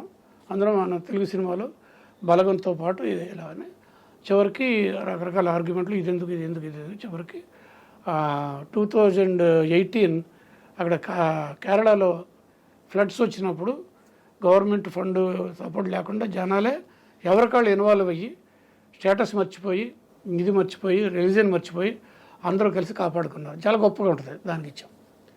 అది నాకు ఇట్స్ ఎ ప్రౌడ్ మూమెంట్ అనమాట. చాలా గొప్ప member of all India Oscar committee. Excellent sir. I hope మీ చేతుల మీదుగా మంచి ఎంట్రీస్ వెళ్ళి మనకి తప్పకుండా ఎందుకంటే తెలుగు చిత్ర పరిశ్రమ, భారతీయ చిత్ర పరిశ్రమ ఇప్పుడు చాలా గొప్ప కాంట్రిబ్యూషన్ ఇచ్చింది వరల్డ్ సినిమాకి కూడా. అందులో ఇప్పుడు కల్కి ఇంకా అక్కడికి వెళ్ళిపోయింది. బాగుంది సార్. అనమాట. చూసారా సార్ కల్కి మీరు? అంటే చూసారా అంటే అలా కాదు, చూసారా అని. అది దాని గ్లోరీ వింటున్నానండి, చూడలేదు. కానీ సినిమా నేనండి ఒక వారం 10 రోజులు దాటితే కానీ చూడండి. ఎందుకంటే ముందు రోజుల్లో అసలైన సినిమా మనం చూడమండి, ఫ్యాన్స్ తాలూకు ఎమోషన్స్ చూస్తాం. టికెట్ తీసుకుని వచ్చి లోపల కూర్చొని ప్రతి దానికి విజిల్స్ చేసి చప్పట్లు కొట్టేసి గొడవ కొడుతుంది. అందుకని సినిమాగా చూడాలంటే కొద్ది రోజులు అవ్వాలి. అంతే సార్. రియల్ ఫిల్మ్ ఎంజాయ్ చేసే ప్రేక్షకులు అప్పుడు చూస్తా, అప్పుడు ఫ్యామిలీతో వెళ్ళి చూస్తాను అనమాట. ఇది ఎట్ టు సీ. బట్ దాని గురించి వింటున్నాను నేను, చాలా గొప్పగా చెప్తున్నాను కల్కి గురించి. ఎందుకంటే నా మిత్రుడే అశ్విని దత్, మేమంతా కలిసి కాలేజీలో చదివాం కదా. అవును సార్. అవును. అతనిగా ప్రొడ్యూసరు, పెళ్లి కూడా కాల మా కలిసి తిరుగుతున్న రోజుల్లో అతను ప్రొడ్యూసర్గా సినిమా కూడా చేశాను నేను. అశ్విని దత్ ప్రొడ్యూసర్గా బ్రహ్మరుద్రులు అని వెంకటేష్ కెరీర్లో సెకండ్ ఫిల్ము. ఫస్ట్దేమో రాఘవేంద్ర గారి సినిమా పాండవులు ఏదో. అవునవును. రెండోది ఇది అక్కినేని నాగేశ్వరరావు గారు ప్లస్ వెంకటేష్, అశ్విని దత్ మంచి ప్రియమిత్రుడు అప్పట్లో. ఇప్పుడు చిరంజీవి అలా వెళ్ళిపోయాడు, అశ్విని దత్ అలా వెళ్ళిపోయాడు, పెద్ద పెద్ద రేంజ్కి వెళ్ళిపోయారు. చిరంజీవికి నాకు నమ్మకం ఇంకేంటంటే, నేను ఖాళీ చేశాను, రూమ్ బయటకు వెళ్ళాను, అదే రూములో చిరంజీవి, సుధాకరు, ఇతను ఆర్టిస్ట్ చనిపోయాడు, అతను కూడా చనిపోయాడు, అతను ముగ్గురు చేరారు. ఎప్పుడు రెగ్యులర్ అతను స్టూడెంట్గా ఉన్నప్పటి నుంచి మేము కలిసి తిరిగేవాడు. ఇది ఇంకా వేషాలు కూడా కాలేదు, ట్రైనింగ్ అవుతున్నాడు. మెడ్రాస్ ఫిలిం ఛాంబర్ వాళ్ళు ఒక ట్రైనింగ్ ఇన్స్టిట్యూట్ పెట్టినప్పుడు వీళ్ళకి ముందు జనరేషన్ 1 సంవత్సరం ముందు రజనీకాంత్, రాజేంద్ర ప్రసాద్ వాళ్ళు ఉన్నారు. నెక్స్ట్ బ్యాచ్లో ఇతను ఉండేవాడు వరప్రసాద్. అప్పటి నుంచి పరిచయం. తర్వాత సినిమాలోకి వచ్చింది డే 1 నుంచి నాకు తెలుసు.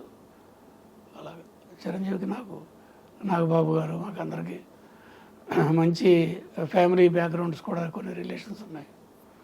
ఇక్కడికి వెళ్ళిపోయాడు. గొప్పగా ఉంది సార్ మీ జర్నీ అంతా వినడం, మాకు చాలా అదృష్టంగా భావిస్తున్నాం. అతి త్వరలో మళ్ళీ మిమ్మల్ని మీ కొత్త ప్రాజెక్ట్ మొదలయ్యాక మేము పలకరిస్తాం, మిమ్మల్ని బోల్డ్ విషయాలు తెలుసుకుంటాం. నమస్కారం ఎంబీ రావు.